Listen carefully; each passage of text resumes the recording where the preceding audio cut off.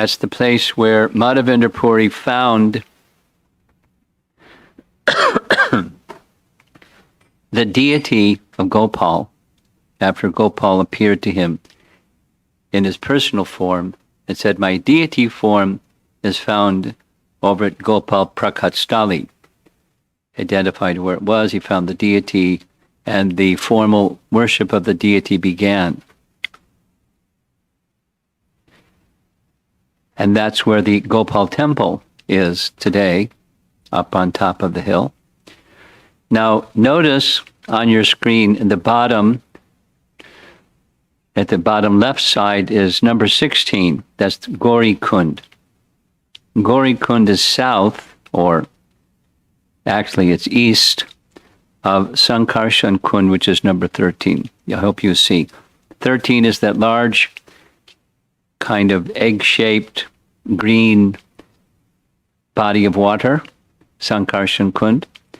And number 16, we're going to visit shortly. That's Gauri Kund. Now here's a picture we saw before.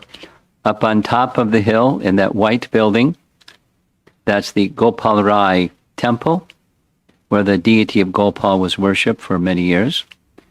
And below, at least from our vantage point in between us and that temple, is Sankarshan Kund. There was a question yesterday, which I said I would answer today. What's the meaning or history behind the Sankarshan Kund? First of all, Sankarshan is one of the names of Balaram, or one of Balaram's names is Sankarshan. So we saw yesterday the Balaram deity, or the Dauji deity, the 5-foot deity that was immersed in Sankarshan Kund when there was fear of some attack by invading armies, and then later was rescued from the Sankarshan Kund. Fitting place. There's not a lot of history behind the Sankarshan Kund other than some mention in Vayu Purana, which mentions Sankarshan Kund this way. "Oh, Tirtharaj, by the name Sankarshan. Oh, beautiful fountain of bliss, I offer my obeisances to you because you give grains and wealth to the Yadavas." Now, there may be a number of Sankarshan Kunds in the whole of the subcontinent of India, but this is referred to specifically with the Sankarshan Kund in Vrindavan. And one other reference, specifically in Bhakti Ratnakar. Bhakti Ratnakar is a book describing the activities of the associates of Lord Chaitanya following Lord Chaitanya's departure. Like we have Chaitanya Charitamrita, for example, that's Lord Chaitanya's pastimes. Bhakti Ratnakar gives histories of devotees of Lord Chaitanya following Lord Chaitanya's departure. It's a well-recognized book amongst the Gaudiya Vaishnavas, where it specifically speaks of Sankarshan Kund. Whoever wants to fulfill his desires should take bath here. This is in connection, this particular passage is in connection with a tour of all of Vrindavan given by a place that we're going to visit shortly. Raghava Goswami took on pilgrimage two very celebrated Vaishnavas, namely Narottam Das Thakur and Srinivasacharya. We'll hear something further about both of them shortly. We're going to visit the place where Raghava Goswami resided. It's a very interesting arrangement. So there's the answer to the question yesterday, the significance or history behind Sankarshan Kund. So we're going to visit now Gauri Kund, which is due east, a little bit smaller. Sankarshan Kund is quite vast, and as you can see, this is now in the countryside. Just on the other side is agricultural area, There's no developed residential areas around Gauri Kund. Here's another photograph of Gauri Kund from another angle. And many, many years before it's been developed as you see today. This is a photograph taken many years ago. Now there's a pastime connected with this Gauri Kund found in Rupa Goswami's Vidagdha Madhava. Sometimes it's referred to as Vidagdha Madhava Nataka, and Nataka refers to a play or a drama, because both Vidagdha Madhava and Lalita Madhava are dramas. That section begins as follows. The so-called husband of Radharani, his name was Abhimanyu. And Abhimanyu, early in the morning, left his home and was heading towards Mathura. And when heading towards Mathura, lo and behold, he found his path crossed that of Purnamasi. Now, many of you know who Purnamasi is. Purnamasi is Yogamaya personified in Krishna's pastimes. That is, she arranges Krishna's pastimes. She's the mother of Sandipani Muni. She's the grandmother of Madhu Mangal, Krishna's dear friend. And as we heard yesterday, she's also the mother of Nandimukhi. She had a son and a daughter, Nandimukhi and Madhu Mangal. But Purnamasi is Yogamaya herself in Krishna's Brajalila. So Abhimanyu's path crossed the path of Purnamasi, and Purnamasi asked. This is now a summary of the drama section about Gauri Kund. Purnamasi asked, why are you up so early? He said, I came to see you. I came to seek your blessings. What for? I want to leave Vrindavan and go to Mathura. I want to seek your blessings. And Purnamasi said, why? And Abhimanyu said, Vrishabhanu Nandini Radha is being too much disturbed by that fickle Madhava. So I want to leave. And then there's a lengthy conversation between the two. Essentially, Purnamasi is informing Abhimanyu, look, you're just listening to unsupported rumors, and you know how rumors are. And I tell you what, if you catch Radha red-handed with Krishna, then you can leave and go to Mathura. So that was satisfying for Abhimanyu. And then he made another request. It gives you some idea of his mindset. He was kind of a materialistic fellow. He asked Purnamasi if she could initiate Radha in the worship of Gauri, because he heard that Chandravali's husband, Govardhan Malla, had done that for her, and now he was rich. And I want to become rich too. So can you initiate Radha in the worship of Gauri? And Purnamasi said, very, very good idea. So off Abhimanyu went to find Radha, to make an arrangement for Radha to go to Gauri Kund, where there was a Gauri temple, and arrange for the worship of Gauri, so he could become rich by his wife worshipping Gauri. Then it gets complicated.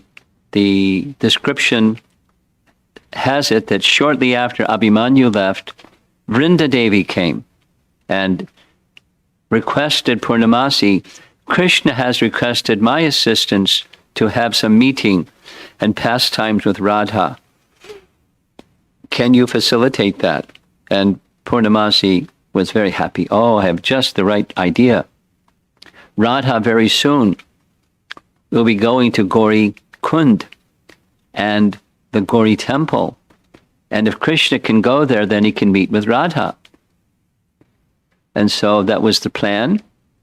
And Vrinda Devi went to find Krishna to give him the good news. Purnamasi's arrangements are underway. Meanwhile, and it gets more complicated, Chandravali, Purnamasi indicated to Lalita and Vishaka that Chandravali, I have heard, is going soon to visit her father. And on her way, she may stop at Gauri Kund and the Gauri temple. So Krishna came to know that also. And Krishna was there to greet Chandravali and her friend Padma. Remember, two different groups of gopis, the left wing and the right wing groups of gopis. We're going to visit at the end of this session, we're going to visit Sakhi Sthali, which is the place where Chandravali lived. It's on the other side of Govardhan Hill. But of course, the gopis, they walked across Govardhan Hill, no problem. And we don't.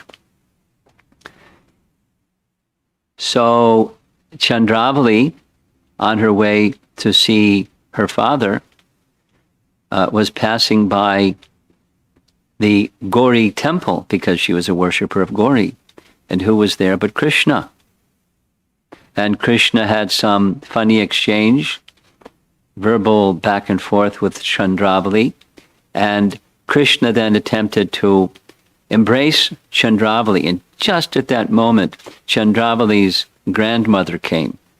And Chandravali's grandmother chastised Krishna severely and took Chandravali back to her home, the home of Govardhan Malla. Shortly after that, then Radha came with her friends to gather flowers for the worship of Gauri. And Krishna saw them coming, and this is a painting of Radha with some milk products to offer to Gauri, and in the process of gathering flowers, Krishna blocked her way, and they had some very heated conversation back and forth.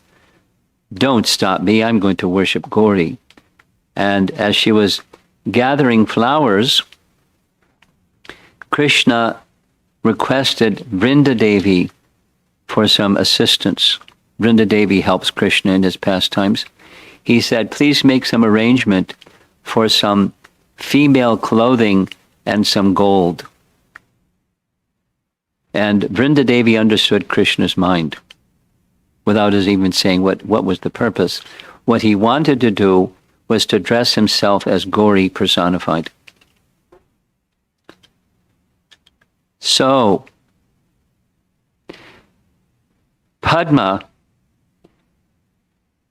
guessed that it was Vrinda Devi, no, it was Lalita and Vishaka that informed Chandravali's grandmother that she was going to be meeting with Krishna. So she wanted to get back at Lalita and Vishaka. So she, Padma, went to the home of Abhimanyu in Jatila and said, guess what? Radharani is going to be meeting with Krishna at Gauri temple. Go quickly, catch him in the act.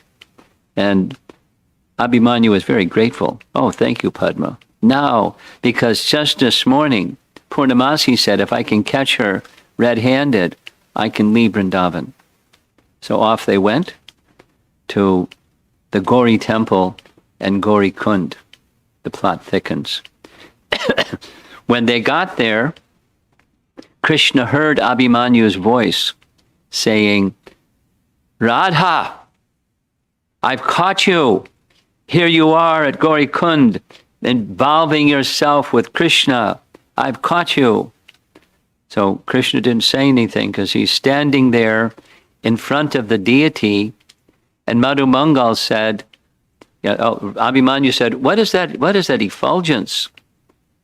And Madhumangal said, Gauri has decided, because of the great devotion of Radha, to manifest herself outside her deity form. See that effulgence. In Krishna, it says in this Vidagdha Madhava that Krishna was so happy seeing Radha, his form became exceptionally effulgent. And Jatila wanted to know what Gauri had said. Gauri had said, I'm sorry, Radha, I can't fulfill your request. Your benediction is not possible. So Abhimanyu asked Gauri, meaning Krishna, what was that benediction that Radha was asking for? And in a high-pitched voice, Gauri, who was Krishna, replied, it's too terrible. I can't tell you. I'm unable to tell you. But maybe Vrinda can tell you. So Vrinda said, this bad news that she doesn't want to tell you is that tomorrow Kamsa is going to come and cut off your head and offer it to Lord Shiva. And Abhimanyu's response was, oh no, Gauri, please do something to stop this. And Gauri said, I already said there's nothing I can do. And Jatila then pleaded, Radha, this form of Gauri has appeared out of the deity because of your devotion for her. You ask on your husband's behalf. So Radha pleaded, please give your mercy. She knows it's Krishna. Please give your mercy. And Gauri replied, normally I don't involve myself in these worldly affairs, but because of your extreme devotion for me, I will fulfill your request on one condition. What's that? What's that? That you never leave Vraja and you always engage in my worship and service, meaning Krishna.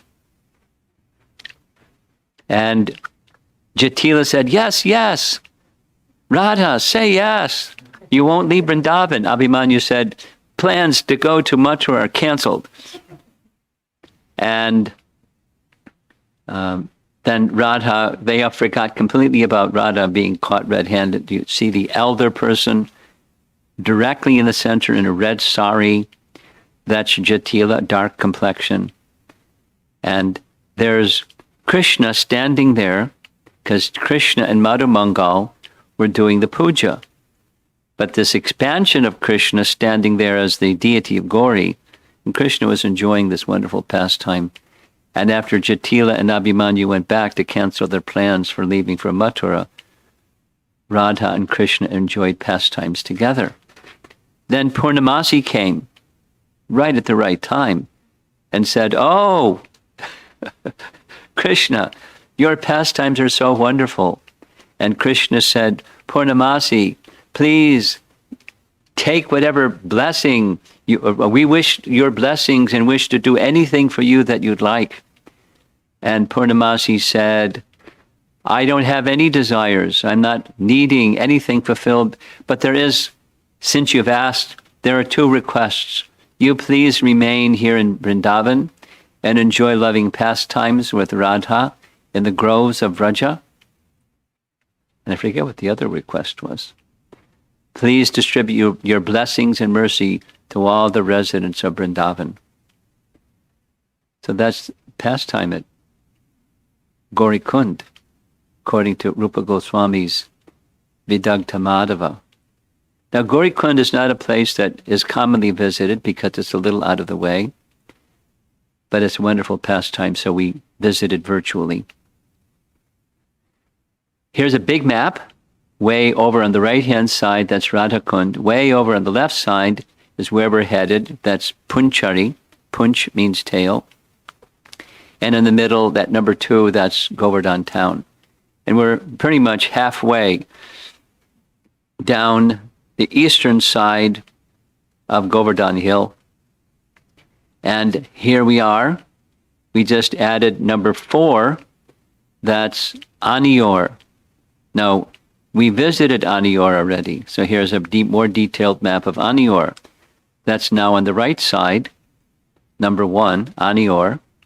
We visited Prakatstali, number 2, and just so you get a sense of where we are geographically, we're heading for number 3, which is Govindakund. Govindakund, number 3.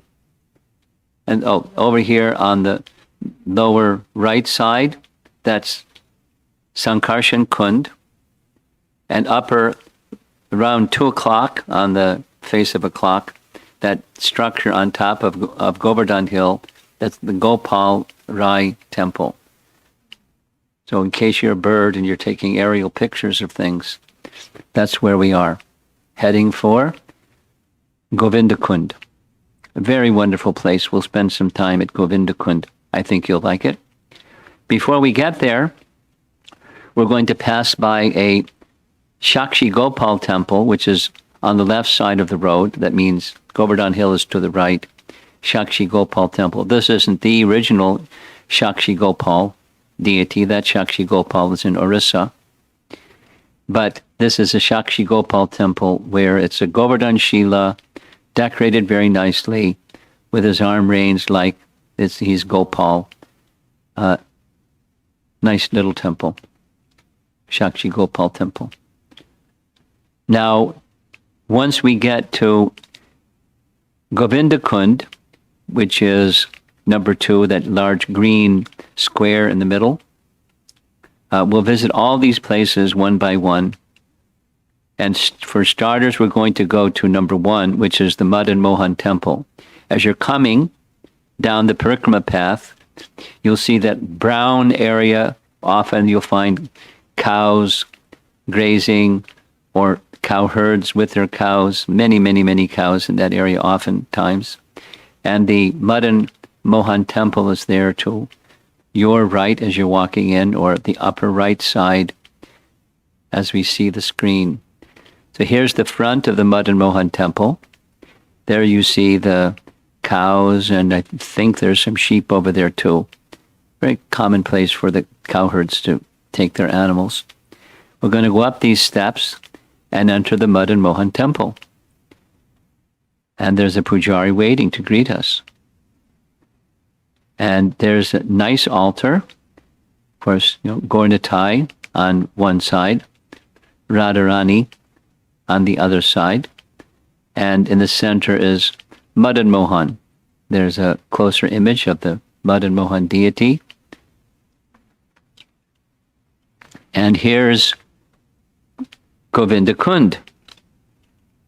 Now sometimes there's older photos where that yellow wall area is bright yellow, is not the way it was painted long ago, but that's during one period of time. And we enter from the far right corner. When you come in on the Govardhan Parikrama, that's where you walk in. And the buildings on the far side, or our left, that's where many of the temples are. You'll see there's, the spire of the temple here and there. Here's from that corner where you enter. On the far right, that's where there's the place, for example, the place where Madhavendra Puri resided for some time after discovering Govinda, the Gopal deity, and worshipping in this area. Here's devotees, pilgrims, taking bath in the sacred waters of Govindakund. We heard the whole story of how Govindakund was formed, the bathing of the Surabhi. Actually, we didn't cover that part. Well, the Surabhi delivered milk for bathing Krishna, and then at this time, some versions say, the Bhagavatam says that Indra gave the name Govinda. Other places it says that Surabhi said, you are our Govinda, not him, not Indra. Here's some prayers written by Vishwanath Chakravarti Thakur about Govindakund. Govinda Kund is exalted for its many spiritual activities. It was here that Indra, defeated by Lord Govinda, offered prayers to him and bathed him. Another photograph from the other side.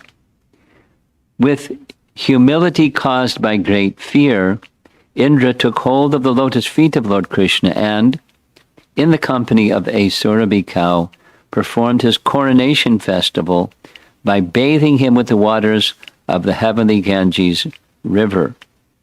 That's Airavata was carrying that water in his trunk. Thus, Lord Krishna's kingship over the cows became splendidly manifest.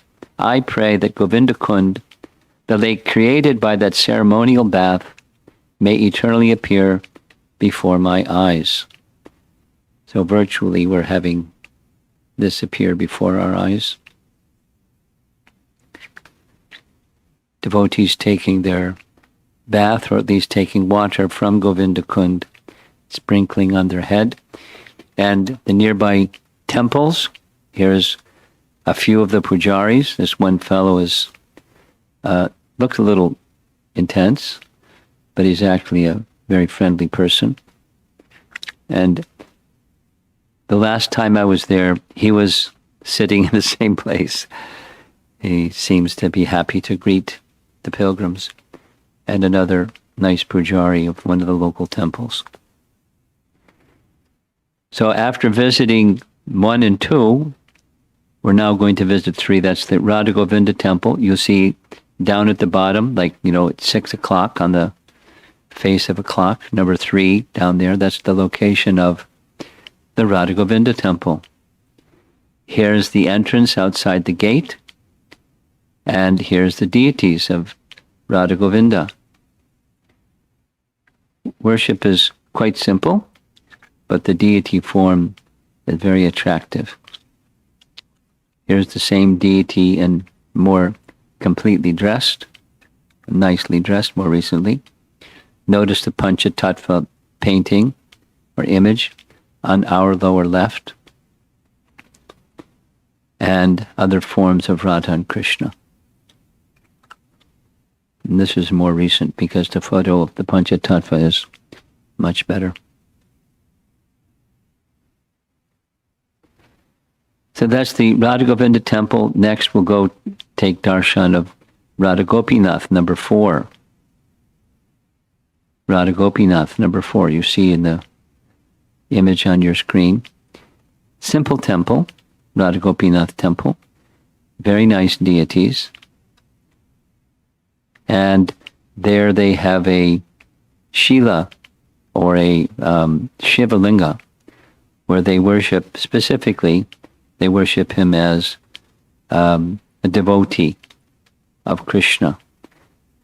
And to one side is Ganesh, to the other side is Parvati. And Panchamukhi Shiva in the center. Here's that area where the deity is established. Now we're going to go to the next place. This is looking from the north side, looking south. These are where these temple structures are, again, where Madhavendra Puri resided for some period of time by the side of Govinda Kund. This is before they painted everything yellow, but you see the same image at different seasons, at different times.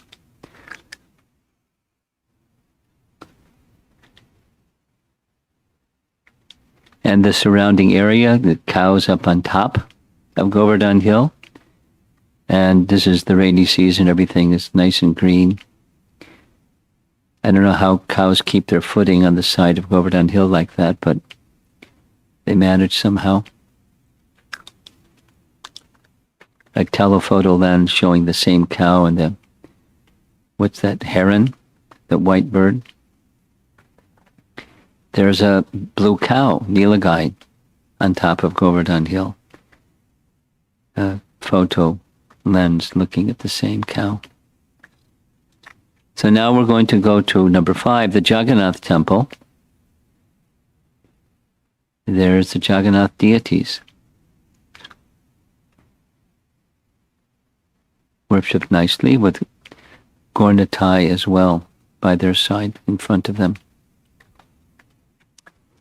Now this is a place, one of the many places that Vallabhacharya established as his sitting places, called Baitak, Vallabha Baitak. We're going to see one on the other side of Govardhan Hill also. So this is the place where he sat and performed his chanting. This is a series of Govardhan Shilas that appear to have been worshipped during his time. Down below, wearing white, that photo or painting, that's Vallabha, and standing before him is Krishna. So at least that's how his followers envisioned him, as an intimate devotee of Krishna. This is a deity of Narayana, four-armed form of the Lord, that it is said he personally worshipped for some time here. That's the Vallabha Baitak. Now we're going to number 7. That's the Gopal temple. The Gopal temple looks very much like Gopal. Here's the area around Govinda Kund, where the temple is situated. Some old trees by the side of Govinda Kund. Here's the entrance to the temple, and here's Gopal, nicely dressed, nice garlands, differently dressed on a different day, nice care and attention to this deity of Gopal. So that's the Gopal temple, and there's just 2 more. Mukharavind.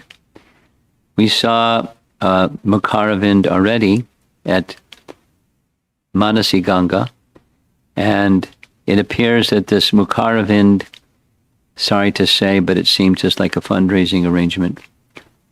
That's the little structure for Mukharavind, and on the left side, according to the local pujari, that is Mukharavind, the mouth of Govardhan, and Anantashesha is on the right, just like a serpent, a cobra has his head outstretched sometimes.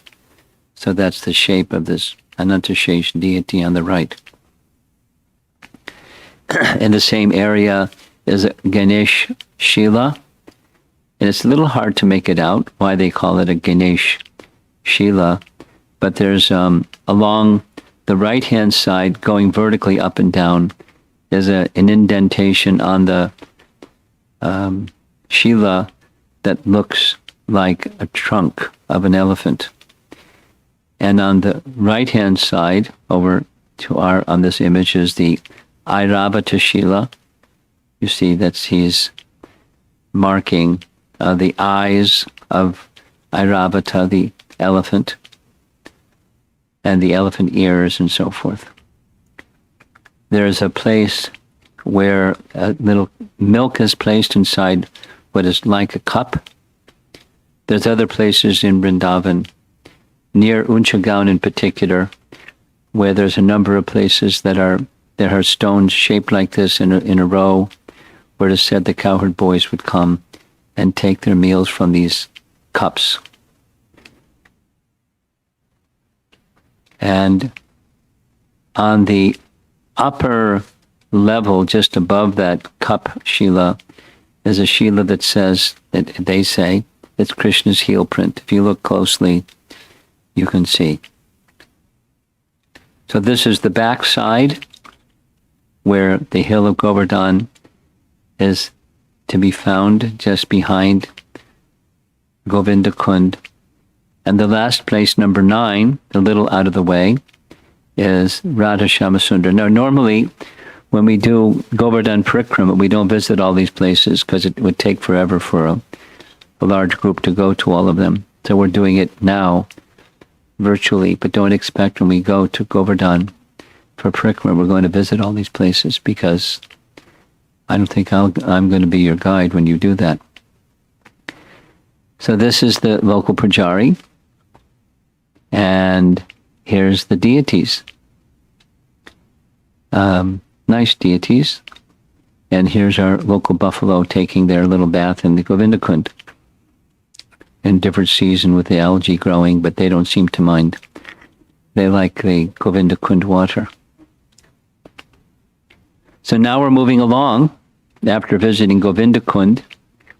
And if you look on the map, that's that green square space right next to the right of the number 1.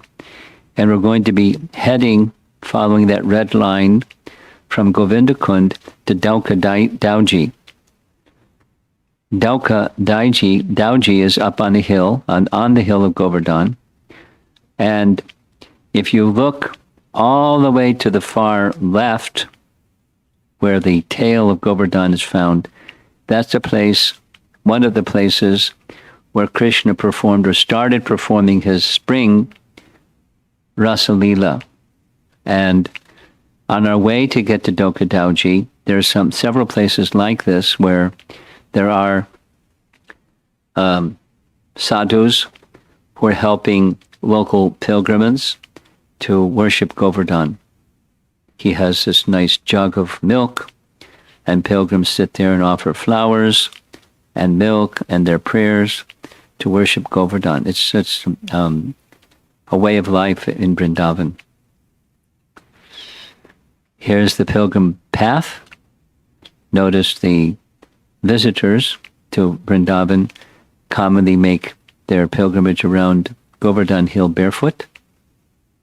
Especially it's nice on this inner path. The outer path is where cars go and it's tar and it's hard on your feet. This is very natural, soft sand. And continuing on down the road a bit, we're going to make a right-hand turn and go to Dauka Dauji. But on the way, we may see some cows, some local cowherd boys, very eager to have their pictures taken. And, of course, Govardhan Hill. And some of the old trees. Now, many of these photographs, the images of the hill of Govardhan and the Shilas of Govardhan and the trees and the birds and the monkeys and everything, these are Bhakti Chaitanya Swami's gift to all of us, because he has been there for 25 to 30 years taking pictures.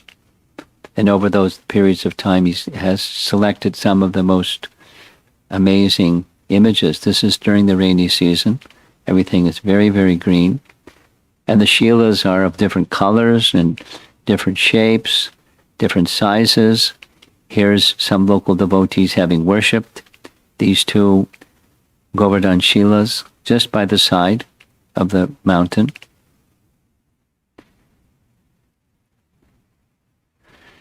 It's said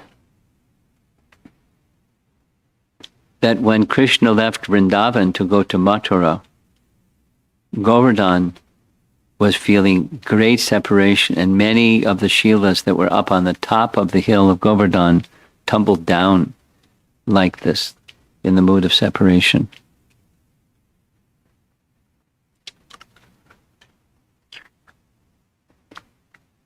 I hope you like Govardhan Hill, because there's many inspiring images to help you think of Govardhan as we go along. On top of Govardhan Hill, you see just above, that blue marking, Dauka Dauji, that's the temple from the Google map view. Here's the path that leads to it, and there's the temple, pinkish in color during the time of this photography. Now, we don't go up there because Chaitanya Mahaprabhu wouldn't walk on Govardhan Hill. But the local pujari, he certainly walks on Govardhan Hill. It's a place from which Balaram was observing the rasa dance of Krishna that began at the southern tip of Govardhan Hill in the Punchari area. We'll visit that place where the rasa dance occurred.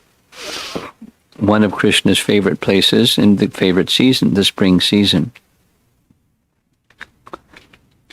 The pujari agreed to take one of the cameras from the devotees, take a picture of his place of worship, and then someone took a picture of him sitting by the shilas that he worships inside.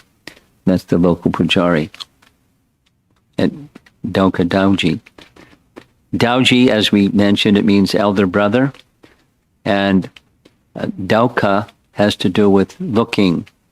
Balaram was astounded when he saw the charm in the moonlit night of Krishna's rasa dance with the gopis. It was so astounding what he saw.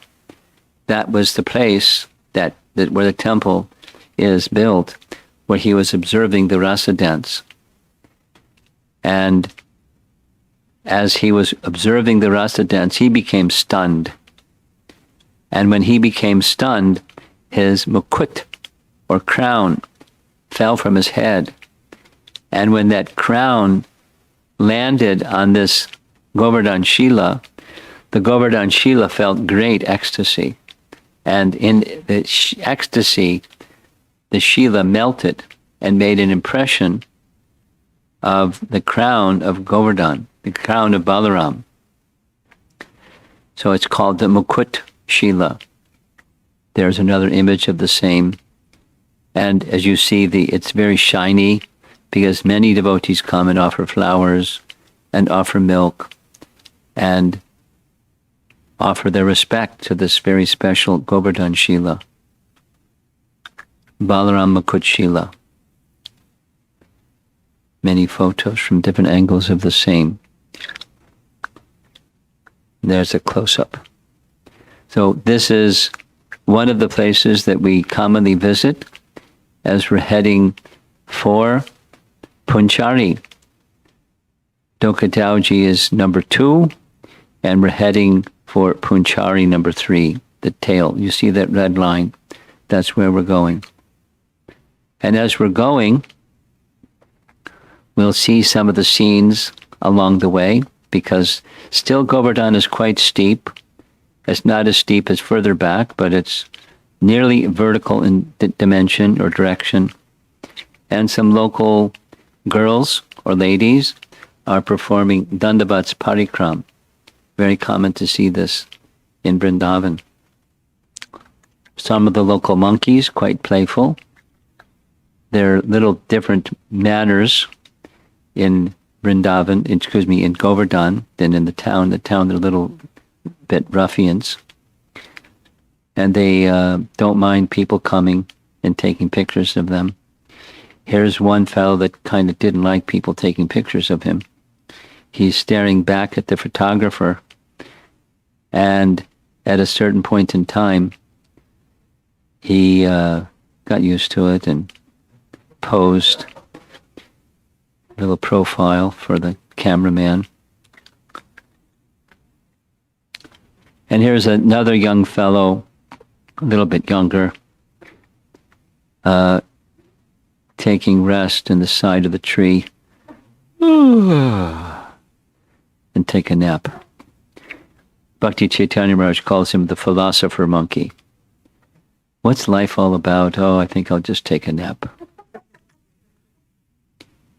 And beautiful peacock. And pilgrims going along this dirt path, sandy path, the Raj is very wonderful. And it depends on the season, but many devotees you see. It's a whole stream of people all the time going around Govardhan Hill. So now the slope is a little bit less steep, but still the height of Govardhan is up there. And many different shilas. We mentioned this before. Here it is again. Local devotees in Vrindavan will sometimes do this, stack stones together with the intention of making a statement that they wish to have a residence by the side of Govardhan Hill in their next life, so they can get the benefit of the purification. Now, there are many places in this stretch where there's caves. We're going to see some of those caves shortly. This is a season where the tail feathers of the male peacock have receded. Later, they'll become fully manifest. So, majestic Govardhan Hill. Now comes the cave section. You see from the image on the screen. Here's one on the upper right-hand side of Govardhan Hill. Very clear place where there's cave. There's 7 celebrated caves and others that are smaller. Here's another one. One can actually enter these caves or take shelter in these caves. A mother monkey with her little baby. She looks pretty serious. Don't mess with my little monkey. And these are a different breed of monkey, or langur monkeys. They're far more gentle and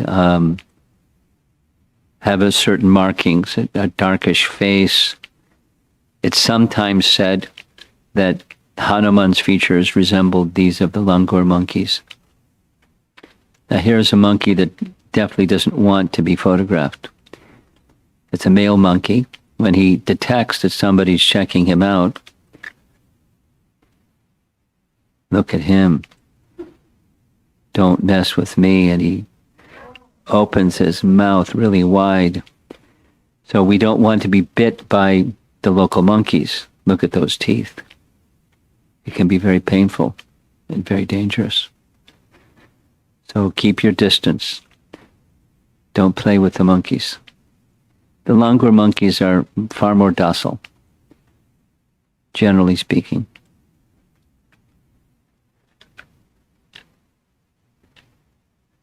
And local goat. Here's a close-up. He's looking back at us. Looks like he's smiling. And a local sadhu standing and offering his respects to Govardhan Hill, as we often do as we're passing, that somehow it strikes you that Govardhan is being very merciful to give his darshan to all of us. Here's a local sadhu, another fundraising program for him. But that's okay. The center is the personality of Godhead in any case. So now we're at the end of the hill. We've managed to go all the way from Kusum Sarovar to the end of the hill, the punch, the tail. And we're going to see some images of the end of the Govardhan Hill, the visible part. And then number 2 down there at the bottom is the Nrsingadev temple. So there's the side of the Nrsingadev temple that you see from the Parikrama path. But to enter the temple, you have to go to the other side. And here's a group of devotees going up the stairway to that temple. And here's a panorama view from the rooftop of the temple looking back at Govardhan Hill. You see the tip of Govardhan Hill, and you see it slowly rising. And in the far right side, you can see a white structure on top of Govardhan Hill. That's the Gopal temple. And we've covered quite a bit of territory in between. Here's the Nrsinga deity, dressed nicely and cared for nicely, a very simple pujari. And he sometimes shows the lotus feet of the deity, and beneath the dress of the deity, there's Hiranyakashipu. It shows Hiranyakashipu with horns. Looks like a pretty mean guy, but no problem for Lord Nrsingadev. Here's another day where the deity is nicely dressed. And here's a closer-up photo of the deity carrying symbols of Vishnu, a club and a disc. And here's a close-up of his face. The pujari one day allowed the devotee in charge of his group, that's Bhakti Chaitanya's arm, reaching to touch the lotus feet of the deity. Now, just a detail about what's a Nrsimha deity doing in Vrindavan, because the mood is different, isn't it? The understanding is the Nrsimha deity is giving protection for the devotees from material desires so they have no obstacles on their path of Krishna bhakti. That's the mood that one visits this temple. There's a nice place for kirtan up on the rooftop as well. From the rooftop of the Nrsimha temple, we're looking at Naval Kund, and then further off in the distance, on the right-hand side, that's Apsara Kund, and far, far in the back, a tall spire, that's Lota Baba temple spire, and to the left of that, that's the water tower. We're going to see some photos taken from the water tower. I hope they didn't get in trouble climbing the water tower to take pictures. But you see there's a staircase going up if you want to do that. So number 3 and number 4 are next. That's Naval Kund and Apsara Kund. Naval is connected with the name of Krishna as Navayovana, or ever fresh. And we'll hear shortly the history of how Naval Kund became established. In the background, you see that's the Nrsimha temple. Here's the newly renovated Naval Kund, because it didn't always look like this. It looked a little less well cared for. And behind it is the Apsara Kund. Now, there's 2 local stories. There's nothing from scripture about either of them, how they were formed. And one of those narrations, local stories, is during the Abhishek in which Krishna was bathed by Airavata and Surabhi. There were also 7 Apsaras who came from the heavenly planets with their celestial waters to bathe Krishna. And after bathing Krishna, the waters ran off his body and collected in the form of Apsara Kund. And the other local story is when Radha and Krishna met, preceding the Rasa dance at Rasastali, they, seeing each other, their whole mood melted into liquid. And Krishna's melting became Naval Kund, and Radha's melting became Apsara Kund. Again, there's no scriptural reference for either of those narrations, but these are local explanations of why they're there, the history of how they got there. These photos are taken from different years, during different seasons, different states of repair or disrepair. All of these are Apsara Kund, the same place, just different times, different seasons, different years. And this is back here. Where are we? No. There. That's from the water tower.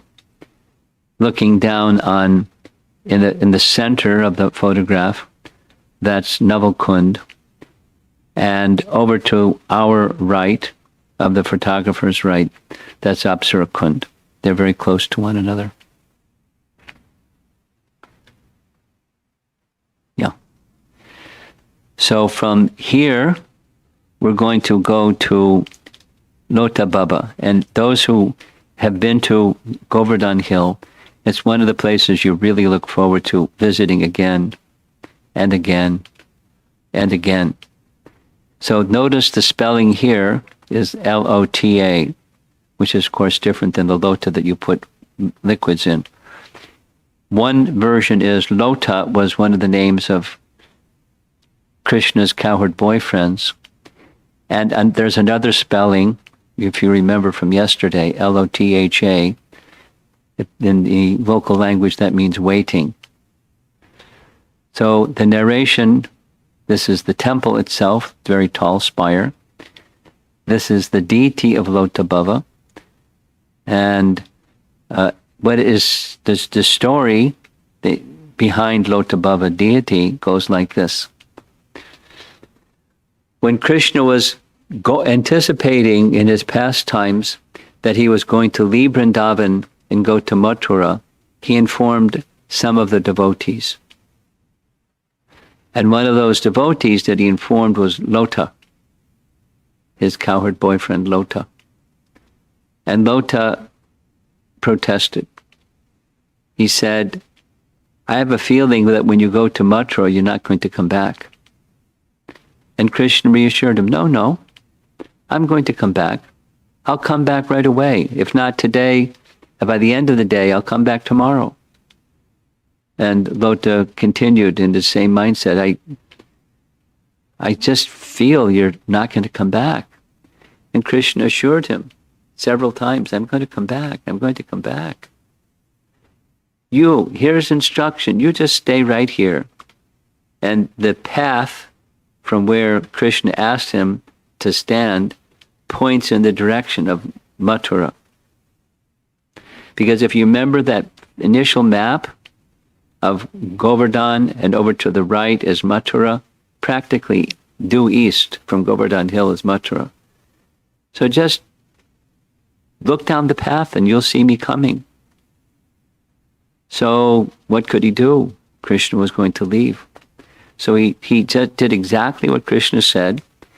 He waited looking down the path for Krishna to come. And the next day, Krishna didn't come. And a week later, Krishna didn't come. Months later, Krishna didn't come. His mother was sending messages. You got to come home and eat. I'm not eating till Krishna returns. He said he would come back.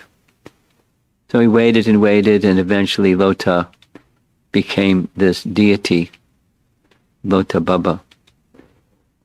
And according to the local description, 4,500 years later, Krishna came back in the form of Lord Chaitanya and embraced Lota and said, see, I told you I would come back. So here's it's a very nice place, very charming deity. Although he's a cowherd boy, he's got a mustache. There he is, a close-up image of Lotabhava. And here's a it's a drone image of Govardhan Hill looking towards the tip. The tip is down there in the center. And if you look just to the left of the tip, that's where you see that brown structure. That's the Nrsimha temple. And directly the tip is pointing to Naval Kund. And to the right of Naval Kund is Apsara Kund. You see the water tower there. Over to close to the far right, that tall tower, that's the Lotabhava temple. And we're next going to visit a few places that are not exactly on the Parikrama path, but it's a very nice place for Gaudiya Vaishnavas to visit. Here's some of the scene locally, a banana seller. This is for feeding the monkeys. And they're very enthusiastic. They somehow don't bother the vendor. They wait till people buy the bananas and then bother the people with the bananas. Here's a local pujari offering charnamrita. And here's some of the ladies gathering water, because in Vrindavan, fresh water is a little difficult to find because generally the water is salty. So where there's fresh water wells and pumps, there's many ladies that gather in the morning hours to gather water for their family's use during the day. A local monkey checking out the scene, and some of the local pigs Now, they're pretty jammed up together. I don't know how this image was taken, but maybe there was something to eat and they were eager to get to something to eat. There's the tip, southern tip of Govardhan Hill.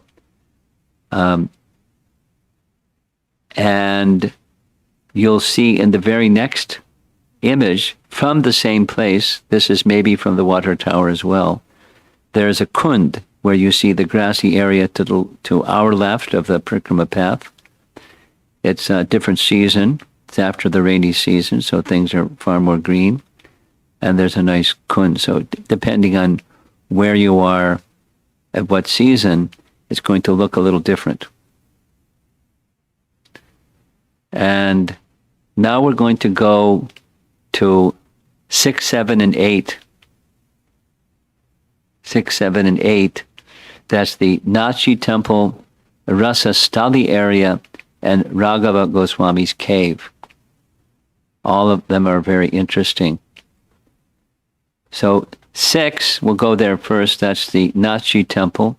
Towards the entrance, there's this little shrine with an image of Sri Nathji.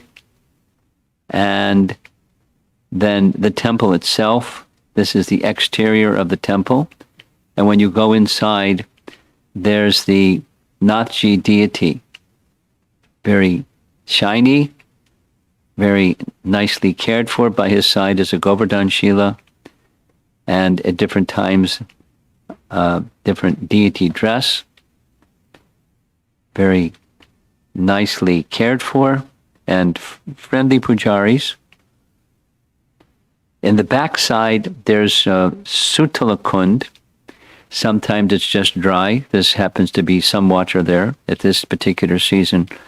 There's no special significance of the Sutala Kund. That's just its name. Sutala means a very beautiful place. And it's very near the Rasa Stali area. Here's another photograph from another time of the year, that Sutala Kund area.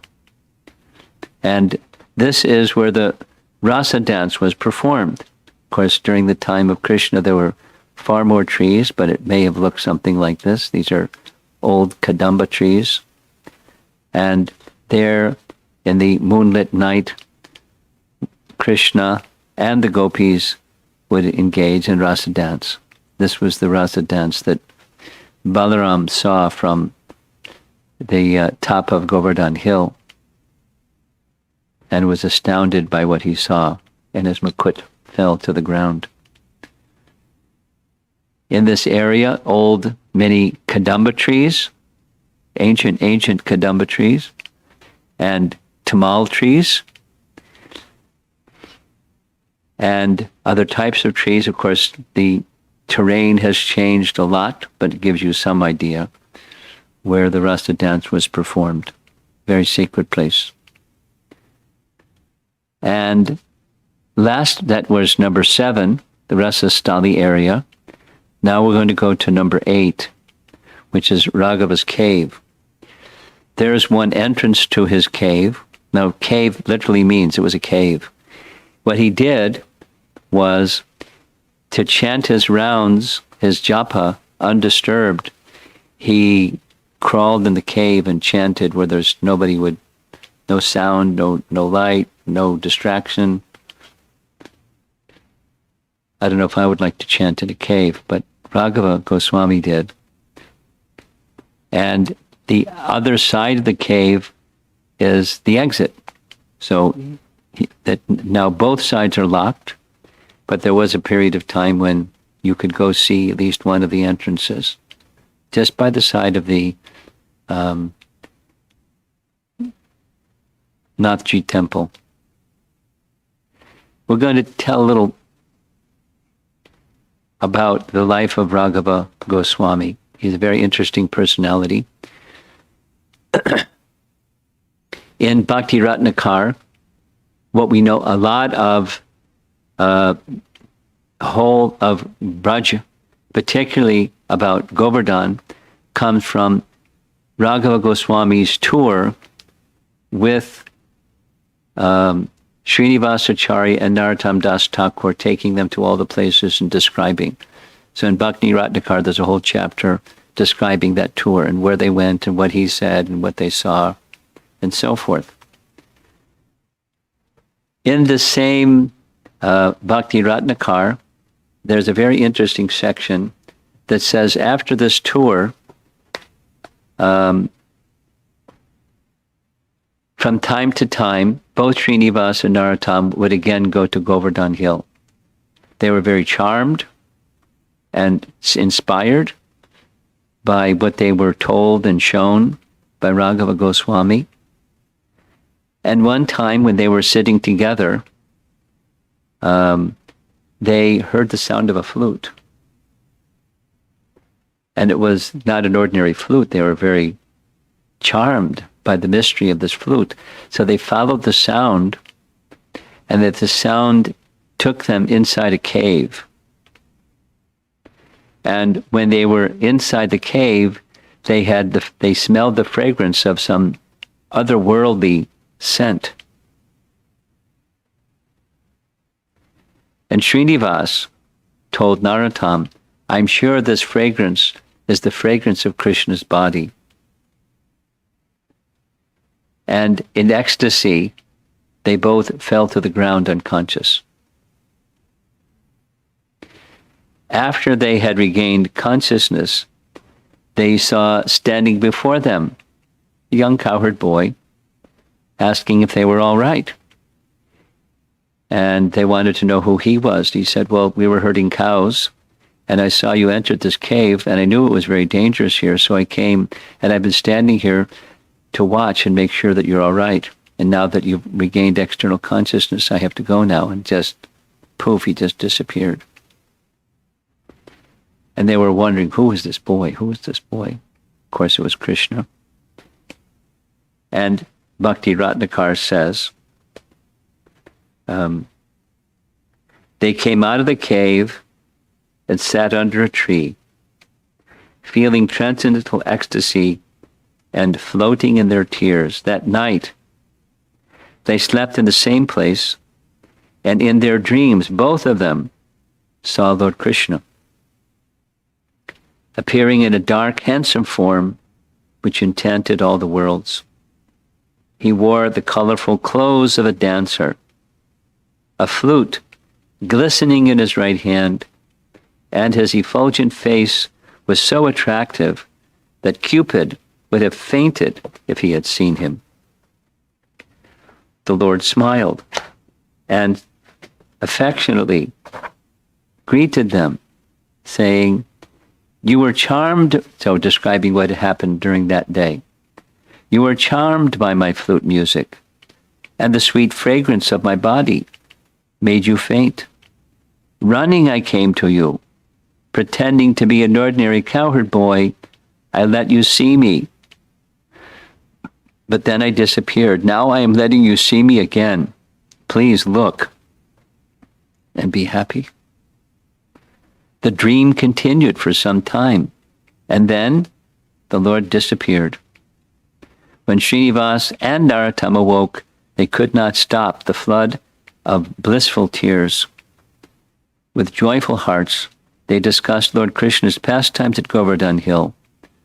And that's taken from chapter 6 of Bhakti Ratnakar.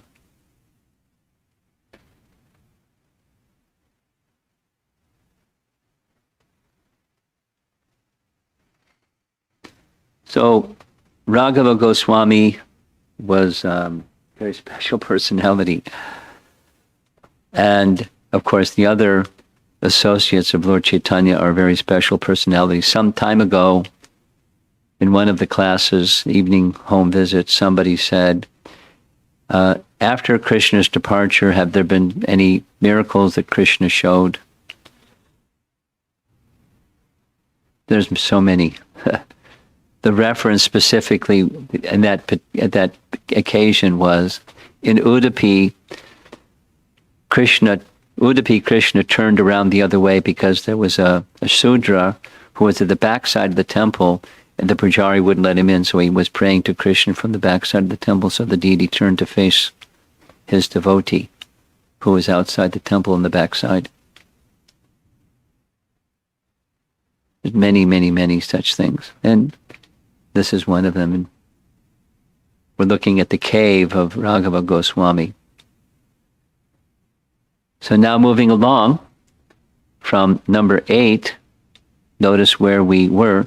See the red lines. We followed those red lines leading up to Raghava's cave. Now we're going to follow, going along the Parikrama path, heading in a north direction, or in a map it's going to the right. Follow that red line. That's where we're going. And this is where it's going to take us. From the tip, the Punjari tip, to the Srinathji temple, which we just visited. And shortly we're going to see many blue cows, or in the local language is Nilagai, like Nila Madhava, Nila, blackish or bluish, like this, the color of Krishna. And then so many other places. One by one we're going to visit. Indrakund, Airavata's footprint, Surabhi Kund, Airavata Kund, Harji Kund, and all the way down to Jatipur, and that's where we're going to end today's class. As we're going along, here's a stately old bull, very calmly checking us out as we're checking him out. And the hill of Govardhan is far more gently sloping on this side compared to the other side. Groups of cows grazing on the side of Govardhan Hill. And the majesty of Govardhan appearing in its own way on this side of the hill. Here's Vishwanath Chakravarti Thakur glorifying. There is a pleasant grove of sandalwood trees on Govardhan Hill. Although snakes generally flock to sandalwood trees, no snakes ever come here. Or, if sometimes a snake may come, it is not poisonous.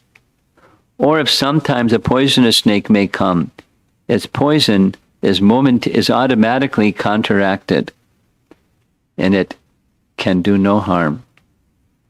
As the best servant of Lord Hari, Govardhan has made this wonderful arrangement for the Lord's pleasure. I hope, like me, you're becoming addicted to the beauty of Govardhan Hill. The sights are not ordinary, especially knowing that it's not just a mountain, it's Krishna himself. And the best of Krishna's devotees, abundantly giving his darshan to us in many different colors and different shapes, with the local monkeys situated there, the trees, the cows. So next we're in between 2 and 3 right now, and we're going to see many, many photos of the blue cows. Now, the lighter color is the female, and not always, but mostly they don't have horns, as you see. And here's the male with horns. Another male, darker color. And they just, like deer, they just stare at you. But they're very timid. If you make a movement quickly, they'll leap away, like deer will also. Here's the male deer, he's hiding behind a tree. And they do like that sometimes.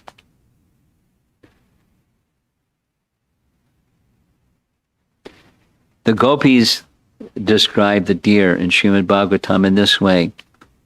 Blessed are all these foolish deer, because they have approached Maharaj Nanda's son, who is gorgeously dressed and is playing on his flute. Indeed, both the does and the bucks worship the Lord with looks of love and affection.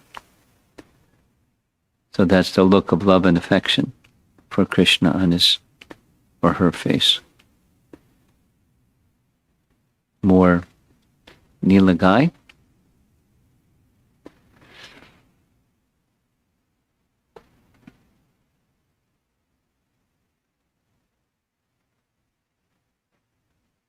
a very young one, with crows on his head, back.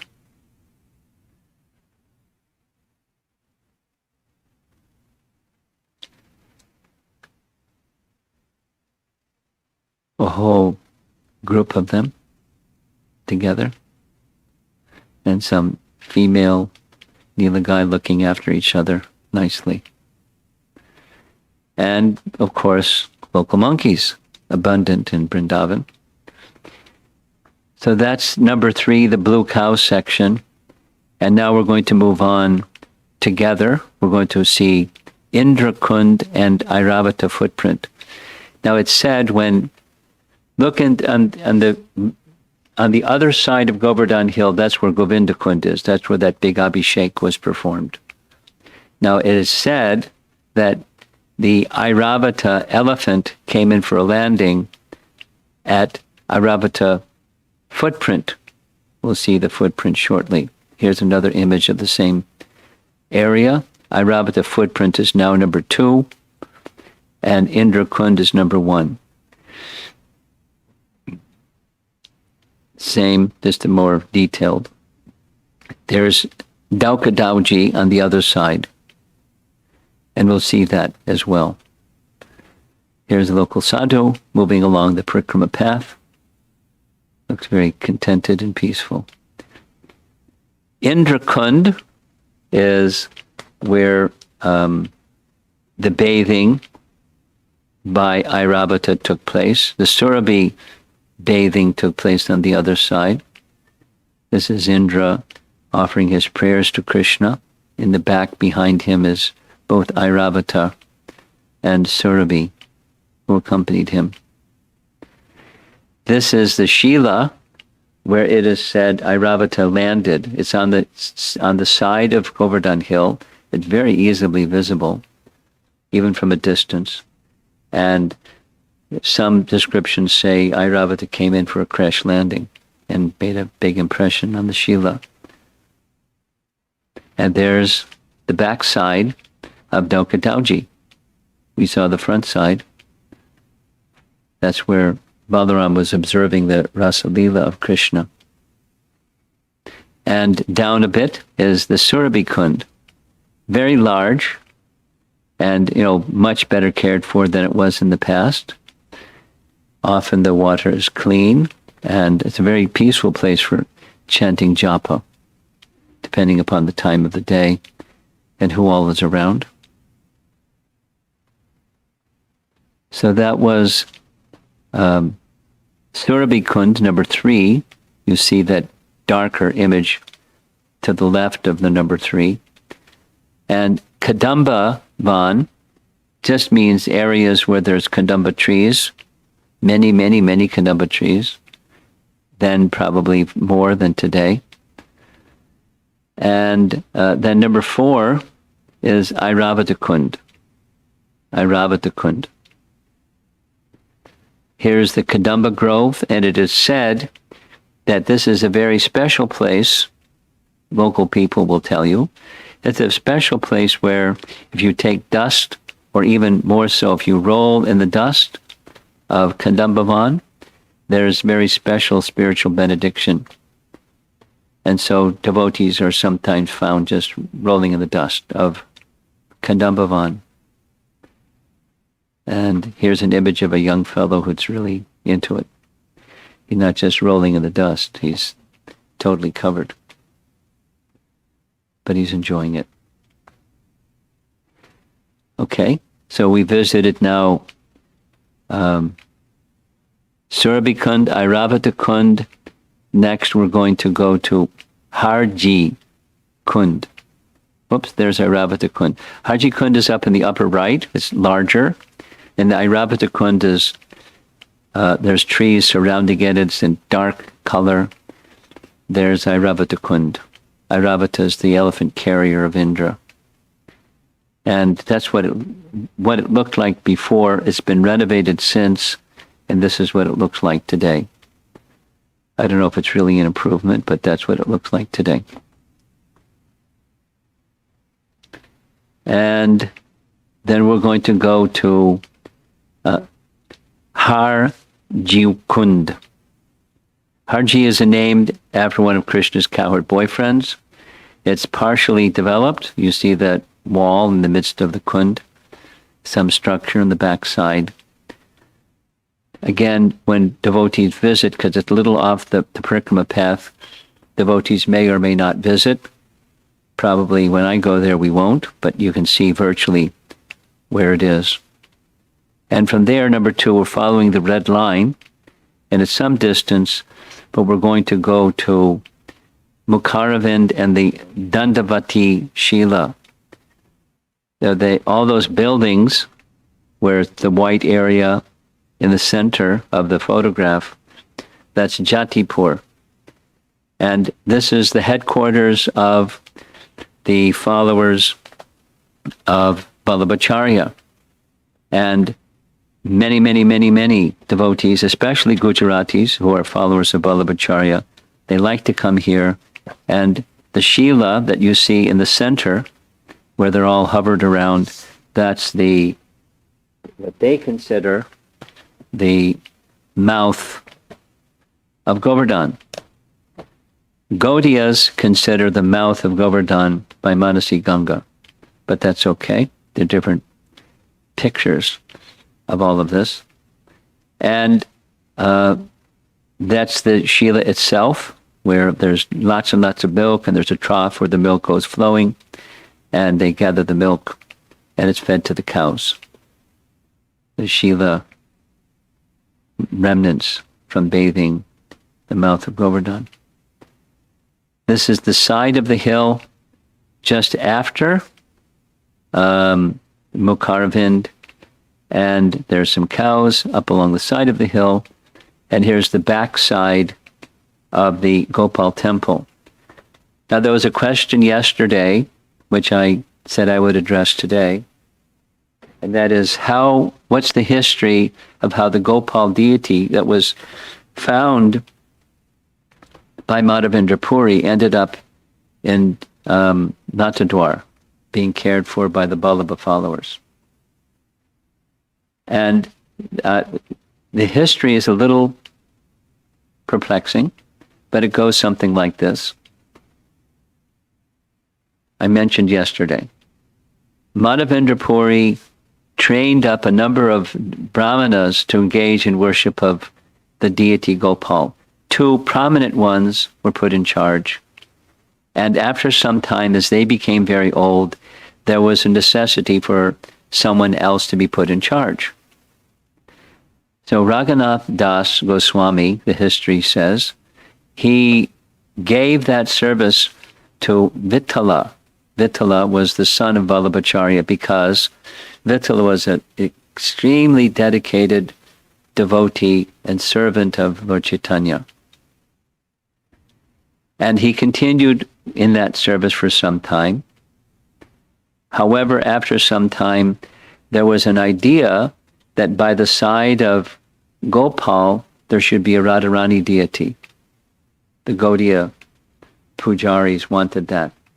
And so there were funds being collected to arrange for a Radharani deity, but the Vallabha followers who were assisting with the worship, they became suspicious that the Bengalis are sending this money to go to Rupa and Sanatan and the followers of Rupa and Sanatan for their service instead of the Radharani deity.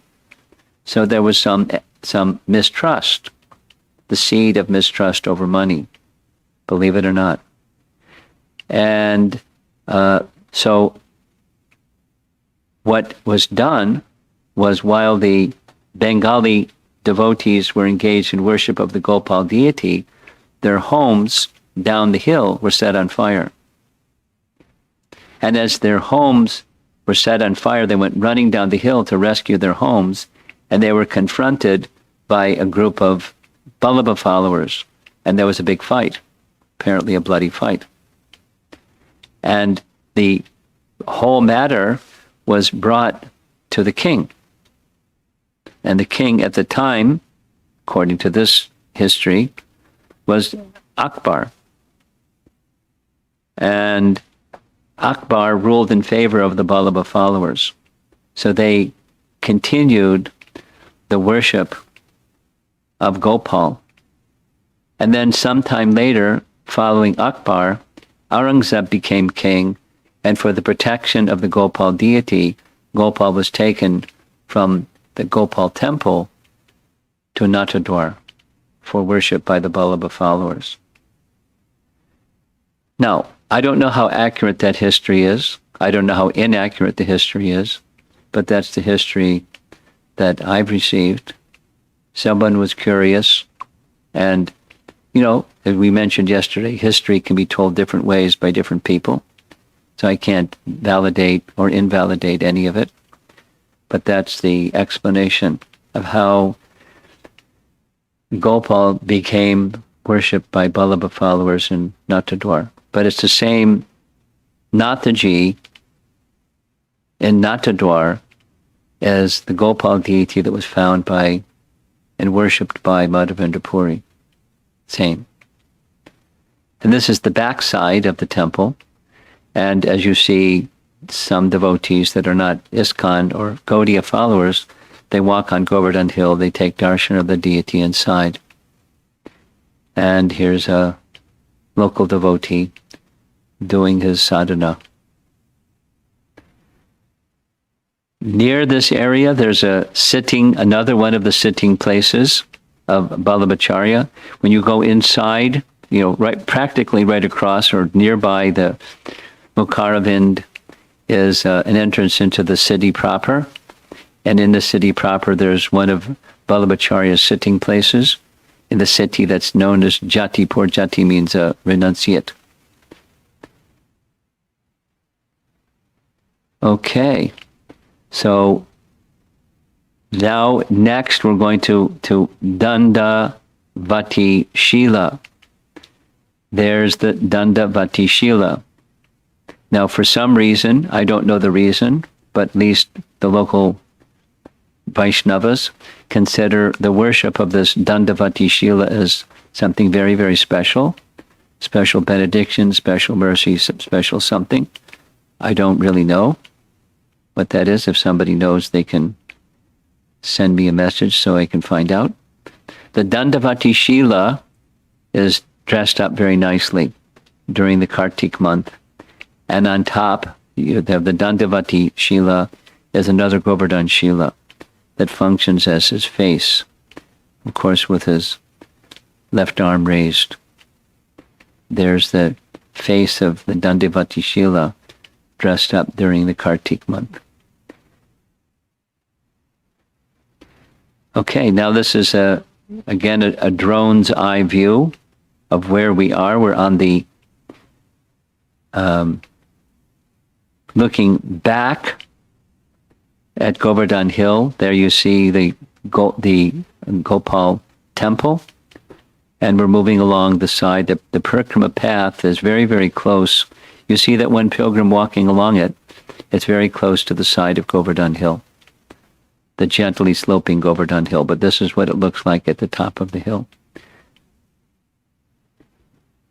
And we're nearly done. We're passed through Jatipur. You see the red line going from left to right, and we're heading for Govardhan town. And that's where we're going to end up. This is the Parikrama path.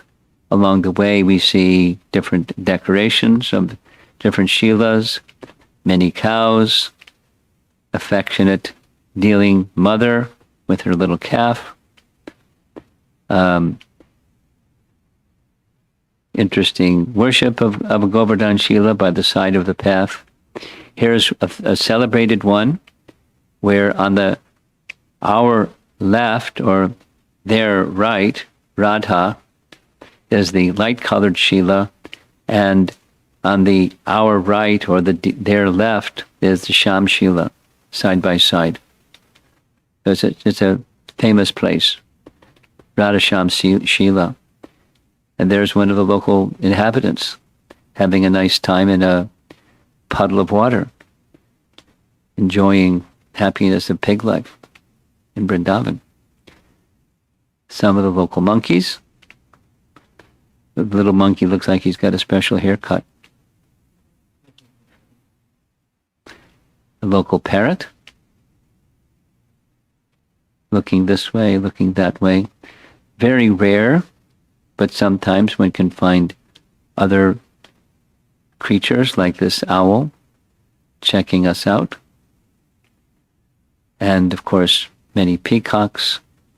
The slopes of Govardhan Hill, gently sloping compared to the other side, quite tall, just like on the other side is the Anior side, where the Anukut was performed. And some local Brijbasis or pilgrims doing their Govardhan Parikrama, like the many thousands do. A local sugarcane juice maker. Interesting little machine. Have you had sugarcane juice before? Yeah? Sugarcane juice before? No. One day when you go to Vrindavan, especially in the early afternoon, you're completely exhausted and sugarcane juice will pick you up. Okay, so when you get to Govardhan town, it becomes very congested. The soft sand path disappears and it becomes the tar pavement again. And the red line is going to lead us to one of Bhakti Chaitanya Swami's favorite places. That's Garib Das, who's a bit of a character. He sells Tulsi beads and many other kinds of Tulsi ornaments. I don't think he will sell us any of those things he's wearing. But they over the years have developed a friendship. He likes sandalwood paste too, and has a red beard. Very jolly fellow. In the thick of the marketplace. And one of the last places we're going to is this Sakhi Stali. Sakhi Stali. You see the Kund, and it's a little off the path, because you see the red line. That's where the pilgrims, the yatras usually take their members. But Sakhi Stali is not so far away, and it's the village where Chandravali and her gopi friends lived. Just like Radha lived at Varsana, and her intimate gopi friend lived nearby, around Varsana. So Chandravali is in this area, not far from Govardhan town. And in the Sakhi Stali area, this is a little Gopal temple. No, it's not commercial, it's very simple, very nice. So we're going to continue going in the northerly direction, but as our map shows, heading for the right. And this is almost at the very end. Here's a nice devotee doing Dandavat's Parikrama. And it is said, I've never done it, but it is said that if you do Dandavat's Parikrama around Govardhan Hill using one stone, it will take you 3 weeks. And this individual has more than one stone, maybe 108. But let's take a close look by his head, and let's just see. There is a picture of Jaipataka Maharaj and a picture of Radha and Krishna. So the devotees had conversation with him, and it turns out he's a local Brijbasi who is a disciple of Jaipataka Maharaj, who has extended his mercy far and wide to many people in many places, including this Dandavat's Parikrama personality. And that's it for this morning class. And let's see if any of our participants would like to have some discussion on any of the topics we went over today. Visiting Govardhan Hill. We have just one session remaining.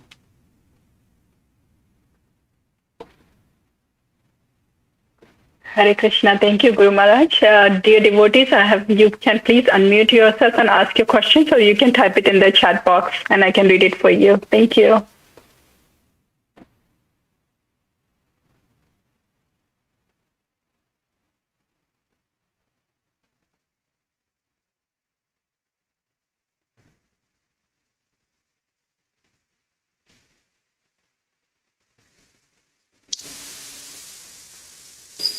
We have something locally. If there's no, Lakshmi Priya has a question. okay, please speak. Hare Krishna, Maharaj, please accept my Have something locally. If there's no, Lakshmi Priya has a question. Maharaj, I had a question that spiritually Vrindavan and all the holy places are very beautiful. So why can't we see them like beautifully? why we can't see what? While we can see, like, we just see it as a normal place, but we don't see it like more spiritually beautiful. You don't see Govardhan Hill as beautiful? That's what you're saying? I do, but it's not that beautiful. Okay. Well, Sorry. the saying goes, beauty is in the eye of the beholder. You've heard that phrase before? Beauty is in the eye of the beholder. So I see beauty, you may see rocks. So because of devotion for Govardhan, understanding who Govardhan is and the mercy that Govardhan is extending, I see beauty. And somebody else may not see that same beauty. So what to do if you're not seeing beauty and you're seeing all these pictures where someone's saying, oh, isn't that beautiful? Well, my recommendation would be to such a person, to you or someone else, that continue with the bhakti process, and as the cleansing on the one hand and attraction for Krishna on the other hand both develop and mature, then you'll see beauty, not just rocks, in course of time. Okay? Thank you, Maharaj. I also have a second question that in some Puranas it is written like, if you bathe in this kund or that kund, you will get your desire fulfilled. So, but Prabhupada has told us not to bathe, just sprinkle it on your head. So, You want to, the bathing versus the sprinkling, how does that work? yeah. Sprinkling is sufficient. Bathing is also sufficient, but if circumstance doesn't permit, then sprinkling equals bathing. Okay? Thank you, Maharaj.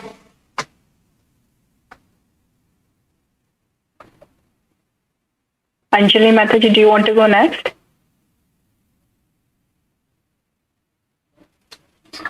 Hare Krishna. I have two questions. Well, I have more than two, but to be not so greedy. My first question is, why is there a discrepancy on what is the mouth of Govardhan Hill? What is a different mouth other than Manasi Ganga, and what is their argument to it? That's question one. Well, let's do one at a time.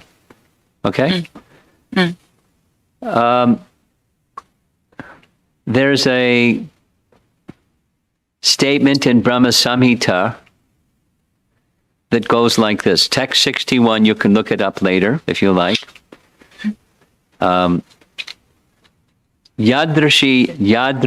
Shraddha Siddhi Bhavati Tadrashi. I'm not a Sanskrit scholar, but I know Yavat and Tavat means as this, so that. Something known can be compared to something that's not known. So that's Yavat Tavat or Yadrashi Tadrashi. The something that's known is someone's faith. Yadrashi Shraddha. Siddhi, Bhakti Siddhanta translates that as realization. Siddhi bhavati. Bhavati means manifests.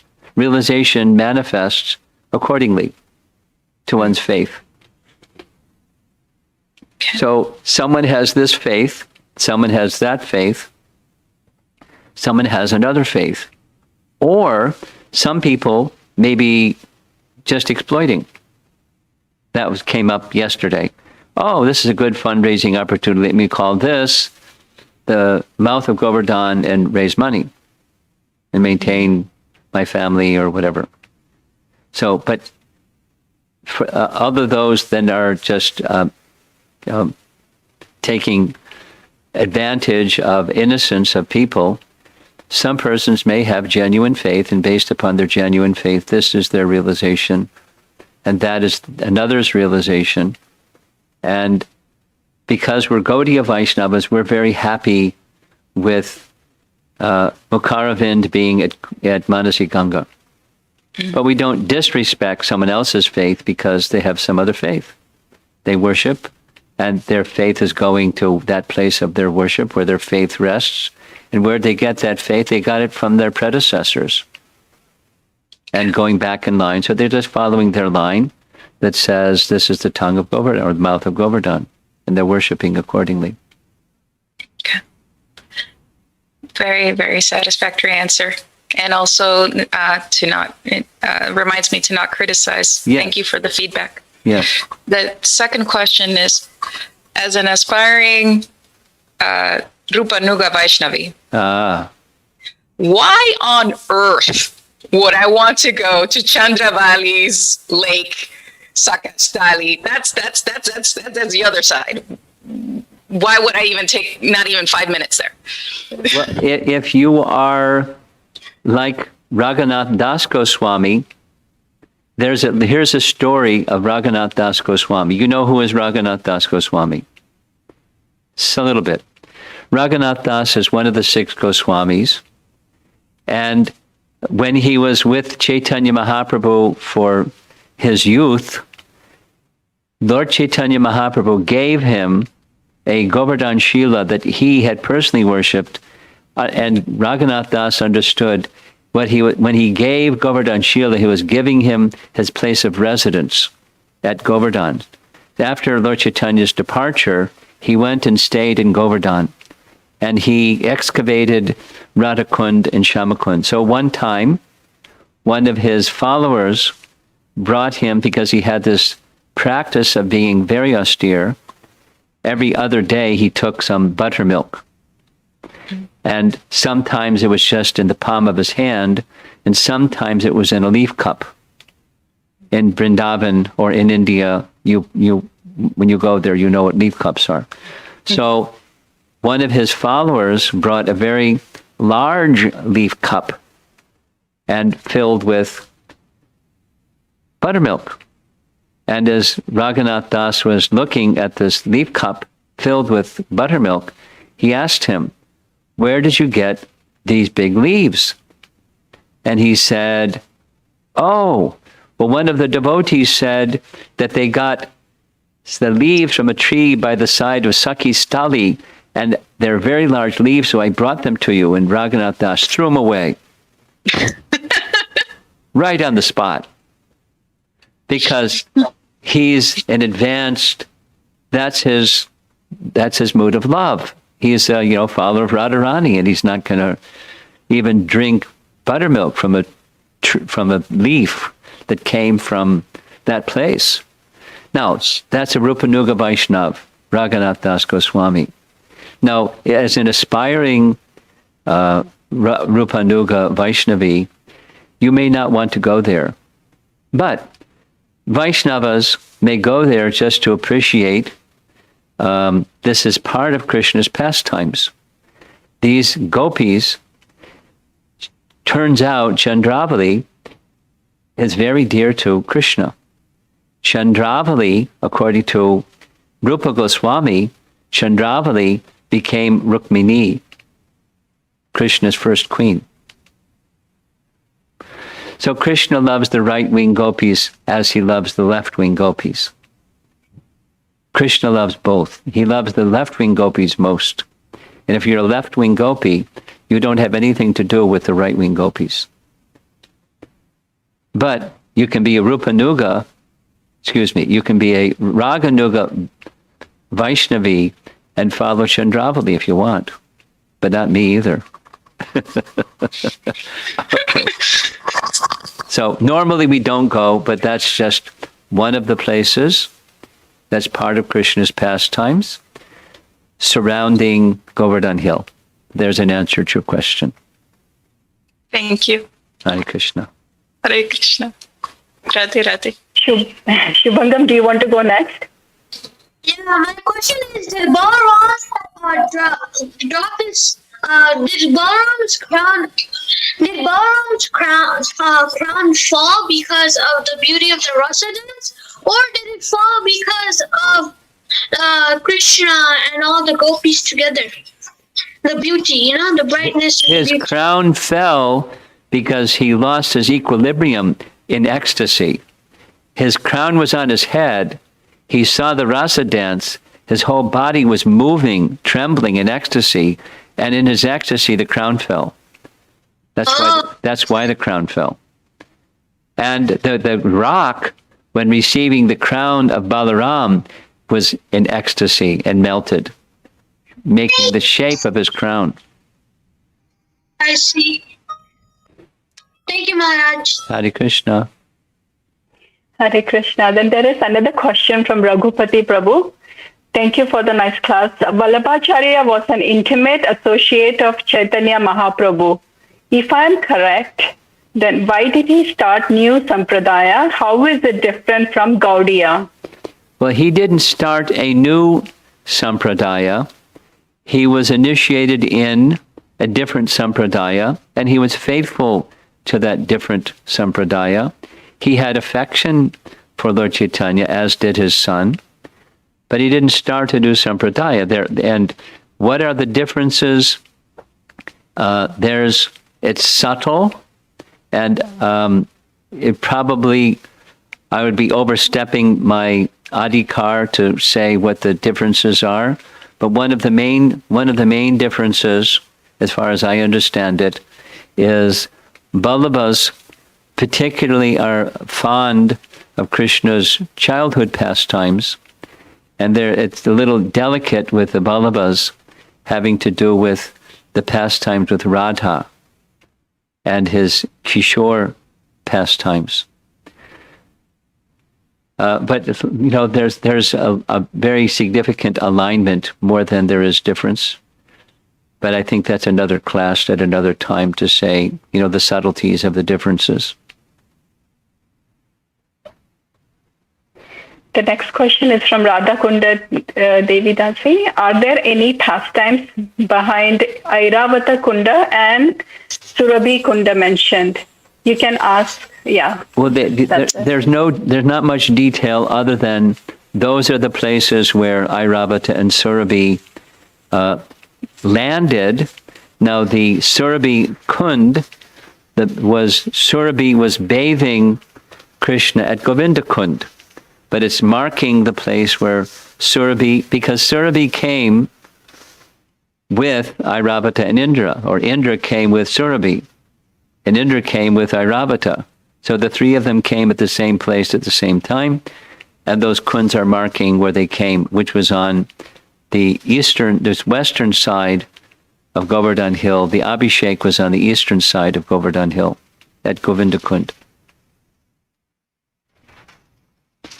Not much said about either place, more than that I'm aware of anyway.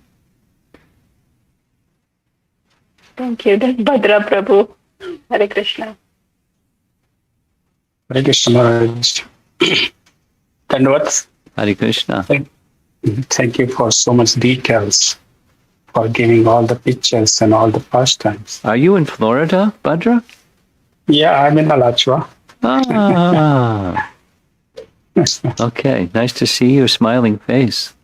Well, thank you. I mean, after doing so many Govardhan Parikrama, this is the first time I'm hearing all these detailed pastimes and all the nice, beautiful pictures. Thank you. So your comment or question? There's one thing I can tell. Go ahead. No, just thank you to you. Okay. Thank you. You want to add anything The that I thing left is, out? I had heard from. Well, only I can add is that the Sachinandan Maharaj had told me about Surbhi Kund Ah, because he said if you are committing offenses at the feet of the devotees, just like Indra had performed, Indra had committed offenses at the feet of Krishna. So if you have committed offenses at the feet of the devotees, then please go to the Surbhi Kund, bathe, and do the Parikrama and chant your rounds there. So this is something which I usually go and do it to the Surbhi Kund. That's what he had that's told very me. nice. In response to what you just shared with us, one time when we were doing Govardhan Parikrama, there were some priests or pandas who were a little on the greedy side and aggressive and greedy side. There were 3 or 4 of them, and one of them was particularly vocal. And one devotee was taking exception of how he was harassing the devotees, and he dealt with that aggressive, greedy panda in a way that was not becoming of a follower of Lord Chaitanya and Srila Prabhupada. And he yelled at him and screamed at him, and, he made an offense to a Brijbasi Brahmana, and that devotee had great spiritual difficulty thereafter. So just the opposite of what Sachinandan Swami had said, I personally observed. Very, very serious offense and very serious reaction. Great spiritual difficulty thereafter, without the detail. So there's a lesson. Thank you. Thank you. There's a question. Where did the Rasa dance took place? Govardhan or Vrindavan forest? Many There places. is a place in. There's many places. There wasn't just one place. It takes a while to understand like that. But Rasa dance would take place, for example, there's several places, but this southern tip of Govardhan Hill is where the spring Rasa dance would occur. And the autumn Rasa dance, there are different places, but Bangshivat is one of those places in Vrindavan town. And very near the same place where the Radha Damodar temple is, in Nidhivan. And what's the place that they lock it up and they don't let you go in at night because they say you'll go mad? Bhadra, what's that place named? You have to unmute yourself. Ah, Same is same in Vrindavan. Same. I understand. It's a Nidhi one. yeah. As far as I. There's another place also. I forget the name. Uh-huh. Okay. So there's multiple, that's short. There's multiple places where the rasa dance was performed, just like there's many places where the tax pastime was performed, not just 1 or 2 or 3, but many places.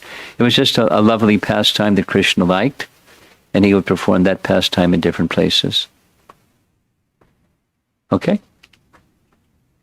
Next question is from Narottam Vilas Prabhuji. Could you kindly explain a bit more about the difference in mode between Chandravali and Srimati Radharani? Well, in short, 2 things.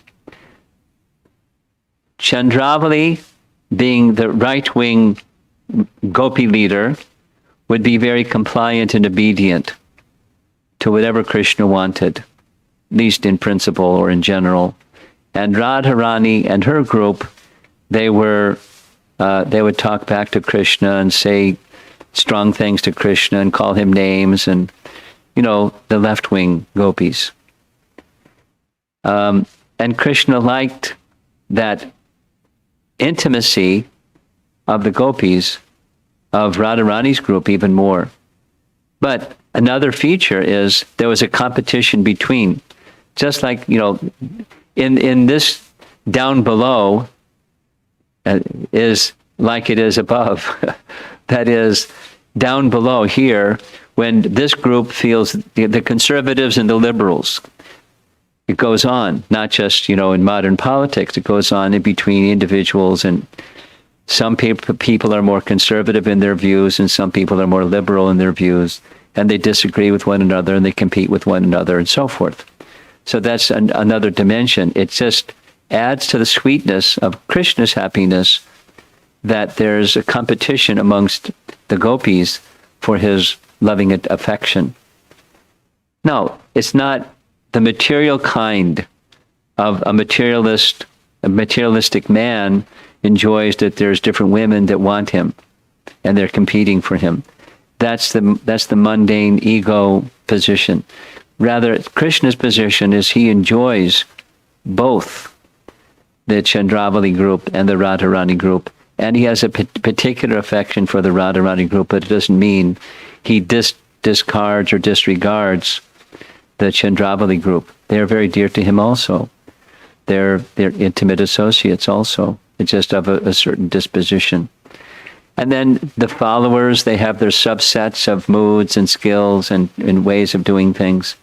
And it just adds to the mix of flavor or rasa. Because the rasa of Krishna, as one Vaishnav said, not all masala is garam masala. There's all kinds of mixtures. And, Krishna enjoys the varieties. So it's the varieties of loving exchange. Okay? Thank you, Guru Maharaj. That's all from here. How about on this side? We have some questions on this side. Is that okay with all of you? Okay, I'm seeing some nodding. Yes. Okay, we'll go ahead.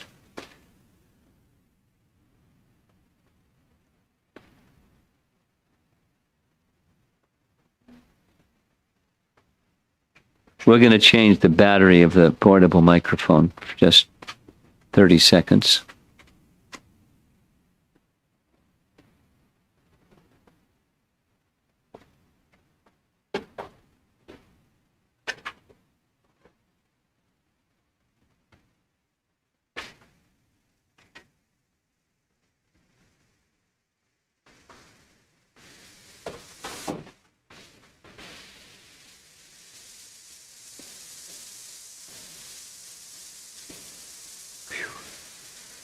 Battery changing.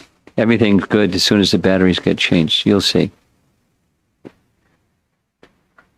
We trust in the material energy. That's a mistake, isn't it?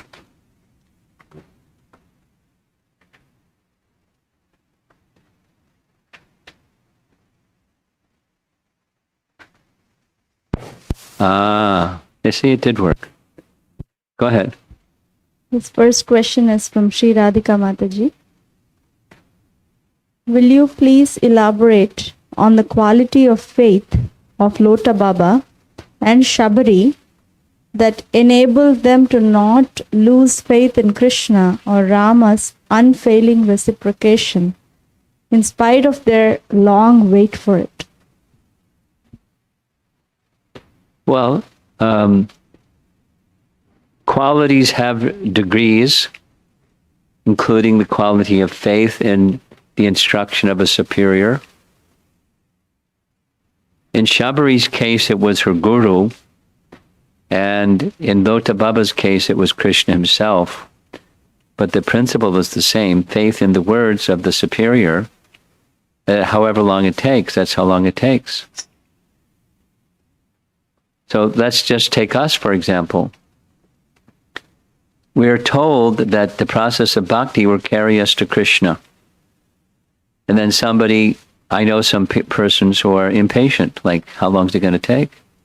Or I know some other ones that say, is it really possible? I'm such a distracted and, materially covered person, and so many anarthas and this and that. Is it really possible? But faith takes one beyond all that, however long it takes. So that's unrestricted faith. And we want to come to that position, and we may not be in that position. But we should strive to come to that position because that's our qualification. Unconditional faith. That's something that we learn from Scripture and from our founder Acharya. Unflinching faith, in the words of the spiritual master, is the means of spiritual success. So it may be a gradual development for each of us, but that's where we want to go.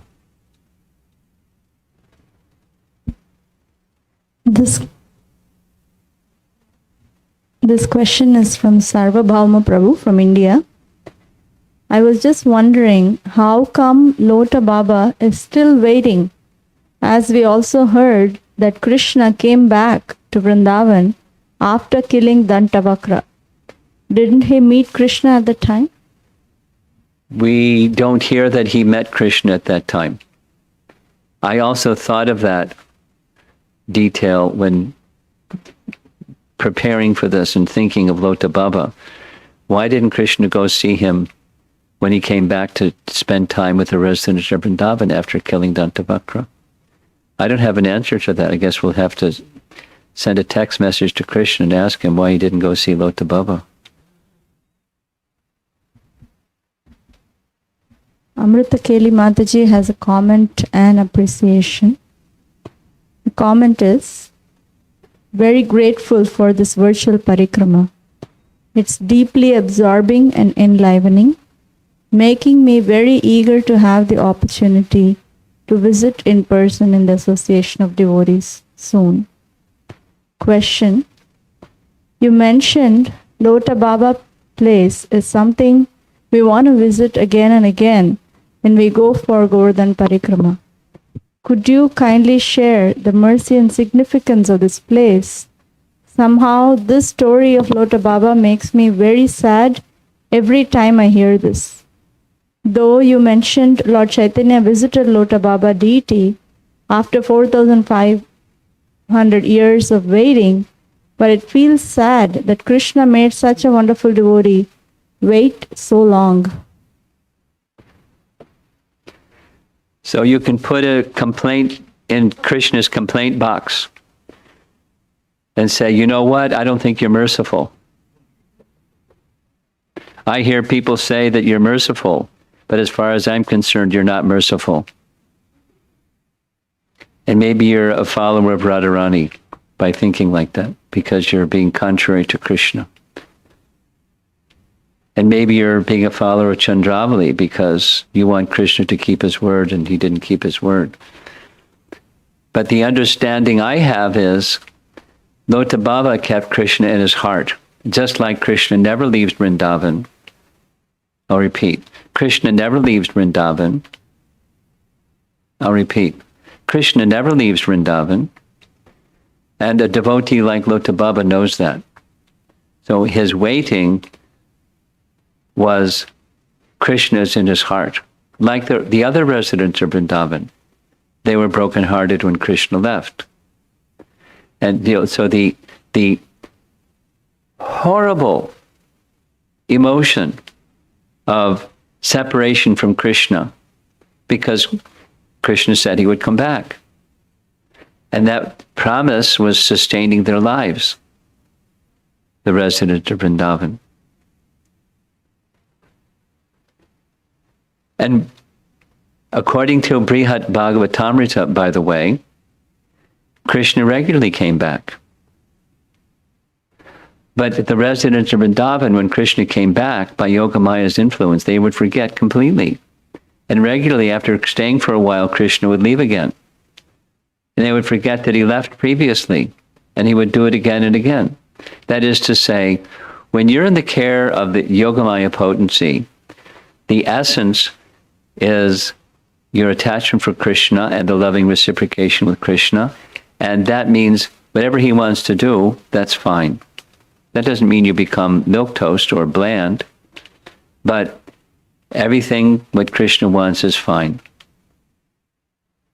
So I recommend you start thinking along those lines with Lota Baba and everybody else connected with Krishna's pastimes. Otherwise, you may never want to become a devotee of Krishna, because After all, he's unkind.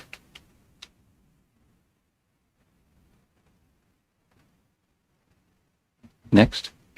She also mentions the name of the place in Vrindavan where Rasa dance would take place, Seva Kunj. Seva Kunj, there we go.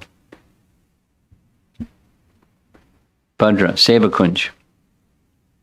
Seva Kunj. In addition to Nidhivan is Seva Kunj. Yeah, he's nodding. Okay. This next question is from, maybe a comment from Rama Raghava Prabhu. Looking at the last image, I feel inspired by the devotee of His Holiness Jaipatak Swami Maharaj to be in constant association of my Guru through his Vani. Also, I feel fortunate that I'm getting so much mercy from my Guru that we are having this Parikrama in his association. Next question is Ramesh Ramachandran Prabhu. Virtual Parikrama versus actual. Keep going. Virtual Parikrama versus actually going to the Parikrama. Can I recommend to people who couldn't go, will they also get the Govardhan Parikrama Sukruti? Please suggest. Well, hearing Krishna's pastimes, seeing virtual images of Krishna's pastimes is very beneficial. But it's not the same as moving your feet through Braj Raj. And Bhadra will tell you all about it. But anyone that's been to Vrindavan, this is one of my appreciations is the dust of Vrindavan is irreplaceable. There's this nice description in the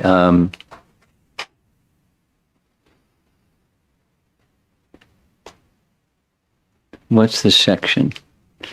The description is, in chapter 12 of Srimad Bhagavatam, Canto 10, the cowherd boys are described by Maharaj Parikshit, by Shukadev Goswami to Maharaj Parikshit, and he says, one of the verses, the yogis, even if they become successful in fixing their mind without deviation upon Paramatma feature, they cannot touch even a particle of dust from the lotus feet of Krishna, which the cowherd boys are always in the playful association of. So the virtual is nice, but the dust of Vrindavan is more than nice. So when you do have a chance, please go. Don't just stay at home and watch the videos. Yeah. This question is from Rupa Vilas Prabhu. What is the significance of carrying number of stones by devotees doing Dandavat Parikrama? It's just an increase of vrata. What's the difference between chanting 1 round, 16 rounds, and 64 rounds? It's a vrata. And there's some intensity with an increase of vrata. This is from Snehavalli Mataji. I have read in a verse in Chaitanya Charitamrita that Radharani says that she would be obliged to serve anyone who gives pleasure to Krishna. Then why wouldn't our Acharya support that thought?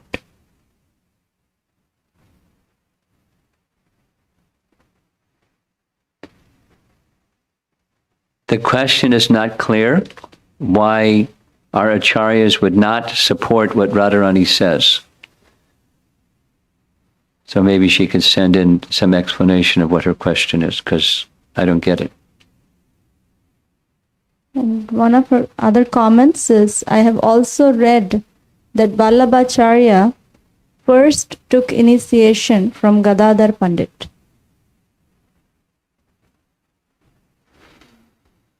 two questions from Sanchari. First one, are the names that we know, the pastime places such as Nandagram, Varshana, Sakistali, etc., the same names as they were known at the time of Krishna's pastimes, or are some names honorific? I'm not a historian, so I cannot say during Krishna's time what were places named. And the second question, I'm thinking about how it was forbidden for Radha and Krishna to really meet, especially with Jatila and Kutila and their special part in the Vraja pastimes. So, when it comes to pastime places such as Radha Kund and Shyamakund, and how their sweet interaction is what created it, did all the Vrajavasis at that time know in full the truth about these places? Or was it a friends only secret so Jatila and Kutila wouldn't become aware and start their special rasa? Complicated question. The relationship was private. There was suspicion of the relationship from many quarters. Purnamasi certainly knew. And the young gopi friends of Radharani certainly knew. And others may have known or may not have known. But the function of Jatila and Katila was to create tension in their loving relation that wasn't unwelcomed, but it was part of the sweetness of meeting with Radharani and having pastimes with Radharani when there was some opposition.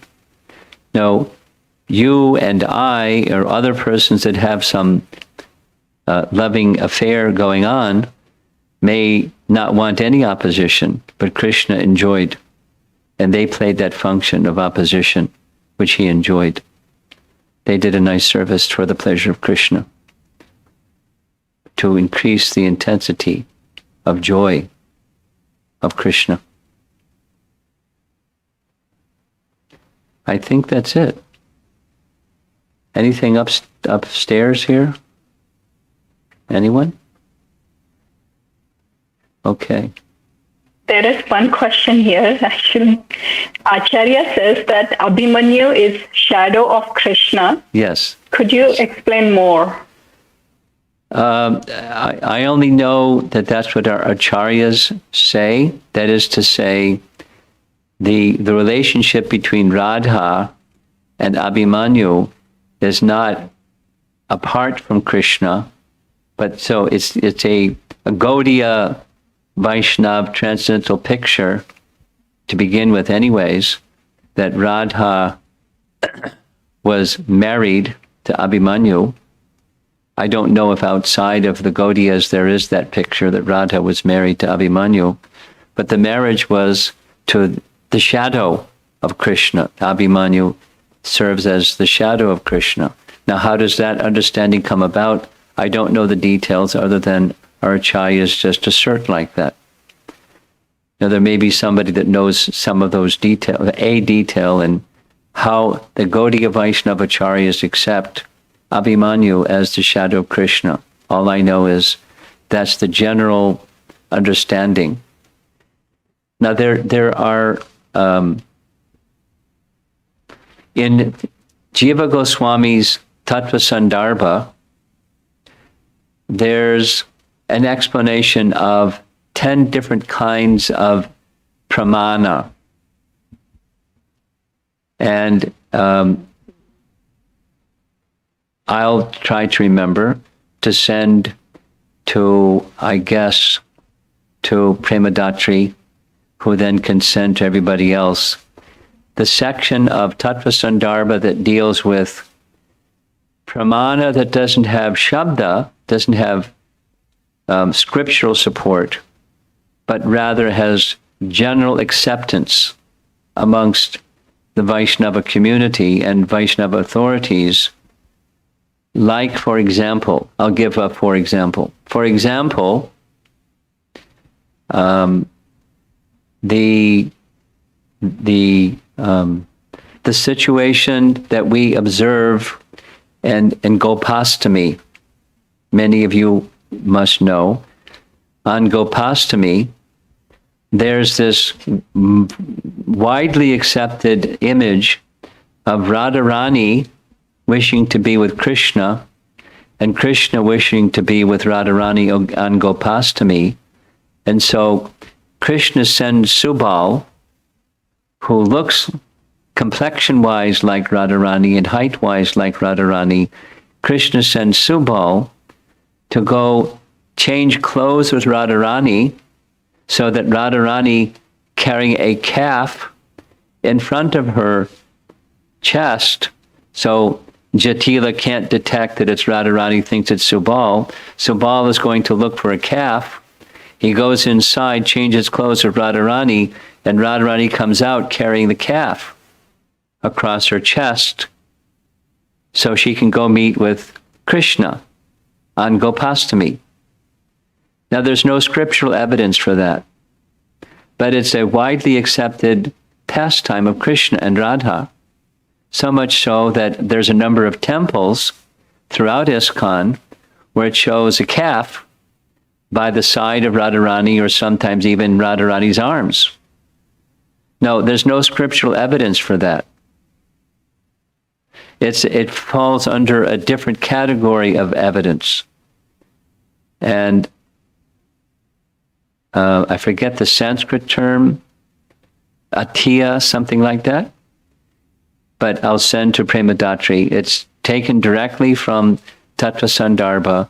And so that's a generally accepted fact or pramana or evidence, because it's a generally accepted amongst Gaudiya Vaishnavas that that's a pastime of Radha and Krishna, although there's no scriptural reference for it. So similarly, this other example that we were just discussing, what's the scriptural reference for this or that? And amongst Gaudiya Vaishnavas, that Abhimanyu is the shadow of Krishna. I don't know if there's scriptural reference for it or not, but it's a generally accepted fact amongst the Gaudiya Vaishnavas, and therefore, without Shastra Praman, we accept it. Abhimanyu is the shadow of Krishna. Now, maybe somebody out there in the listening audience, or even not in the listening audience, may know whether or not there's scriptural reference for it, but we all know it's a generally accepted fact amongst the Gaudiyas that Abhimanyu is the shadow of Krishna. So that's the authority, this atihiya, or whatever the Sanskrit phrase is, which I'll send when I get free to do it. So are we done? Is there one more? One more, and then we're going to end with one more. Okay, so will you be doing a Vrindavan and Barsana virtual Parikrama soon? Will I be doing a Varsana Parikrama soon?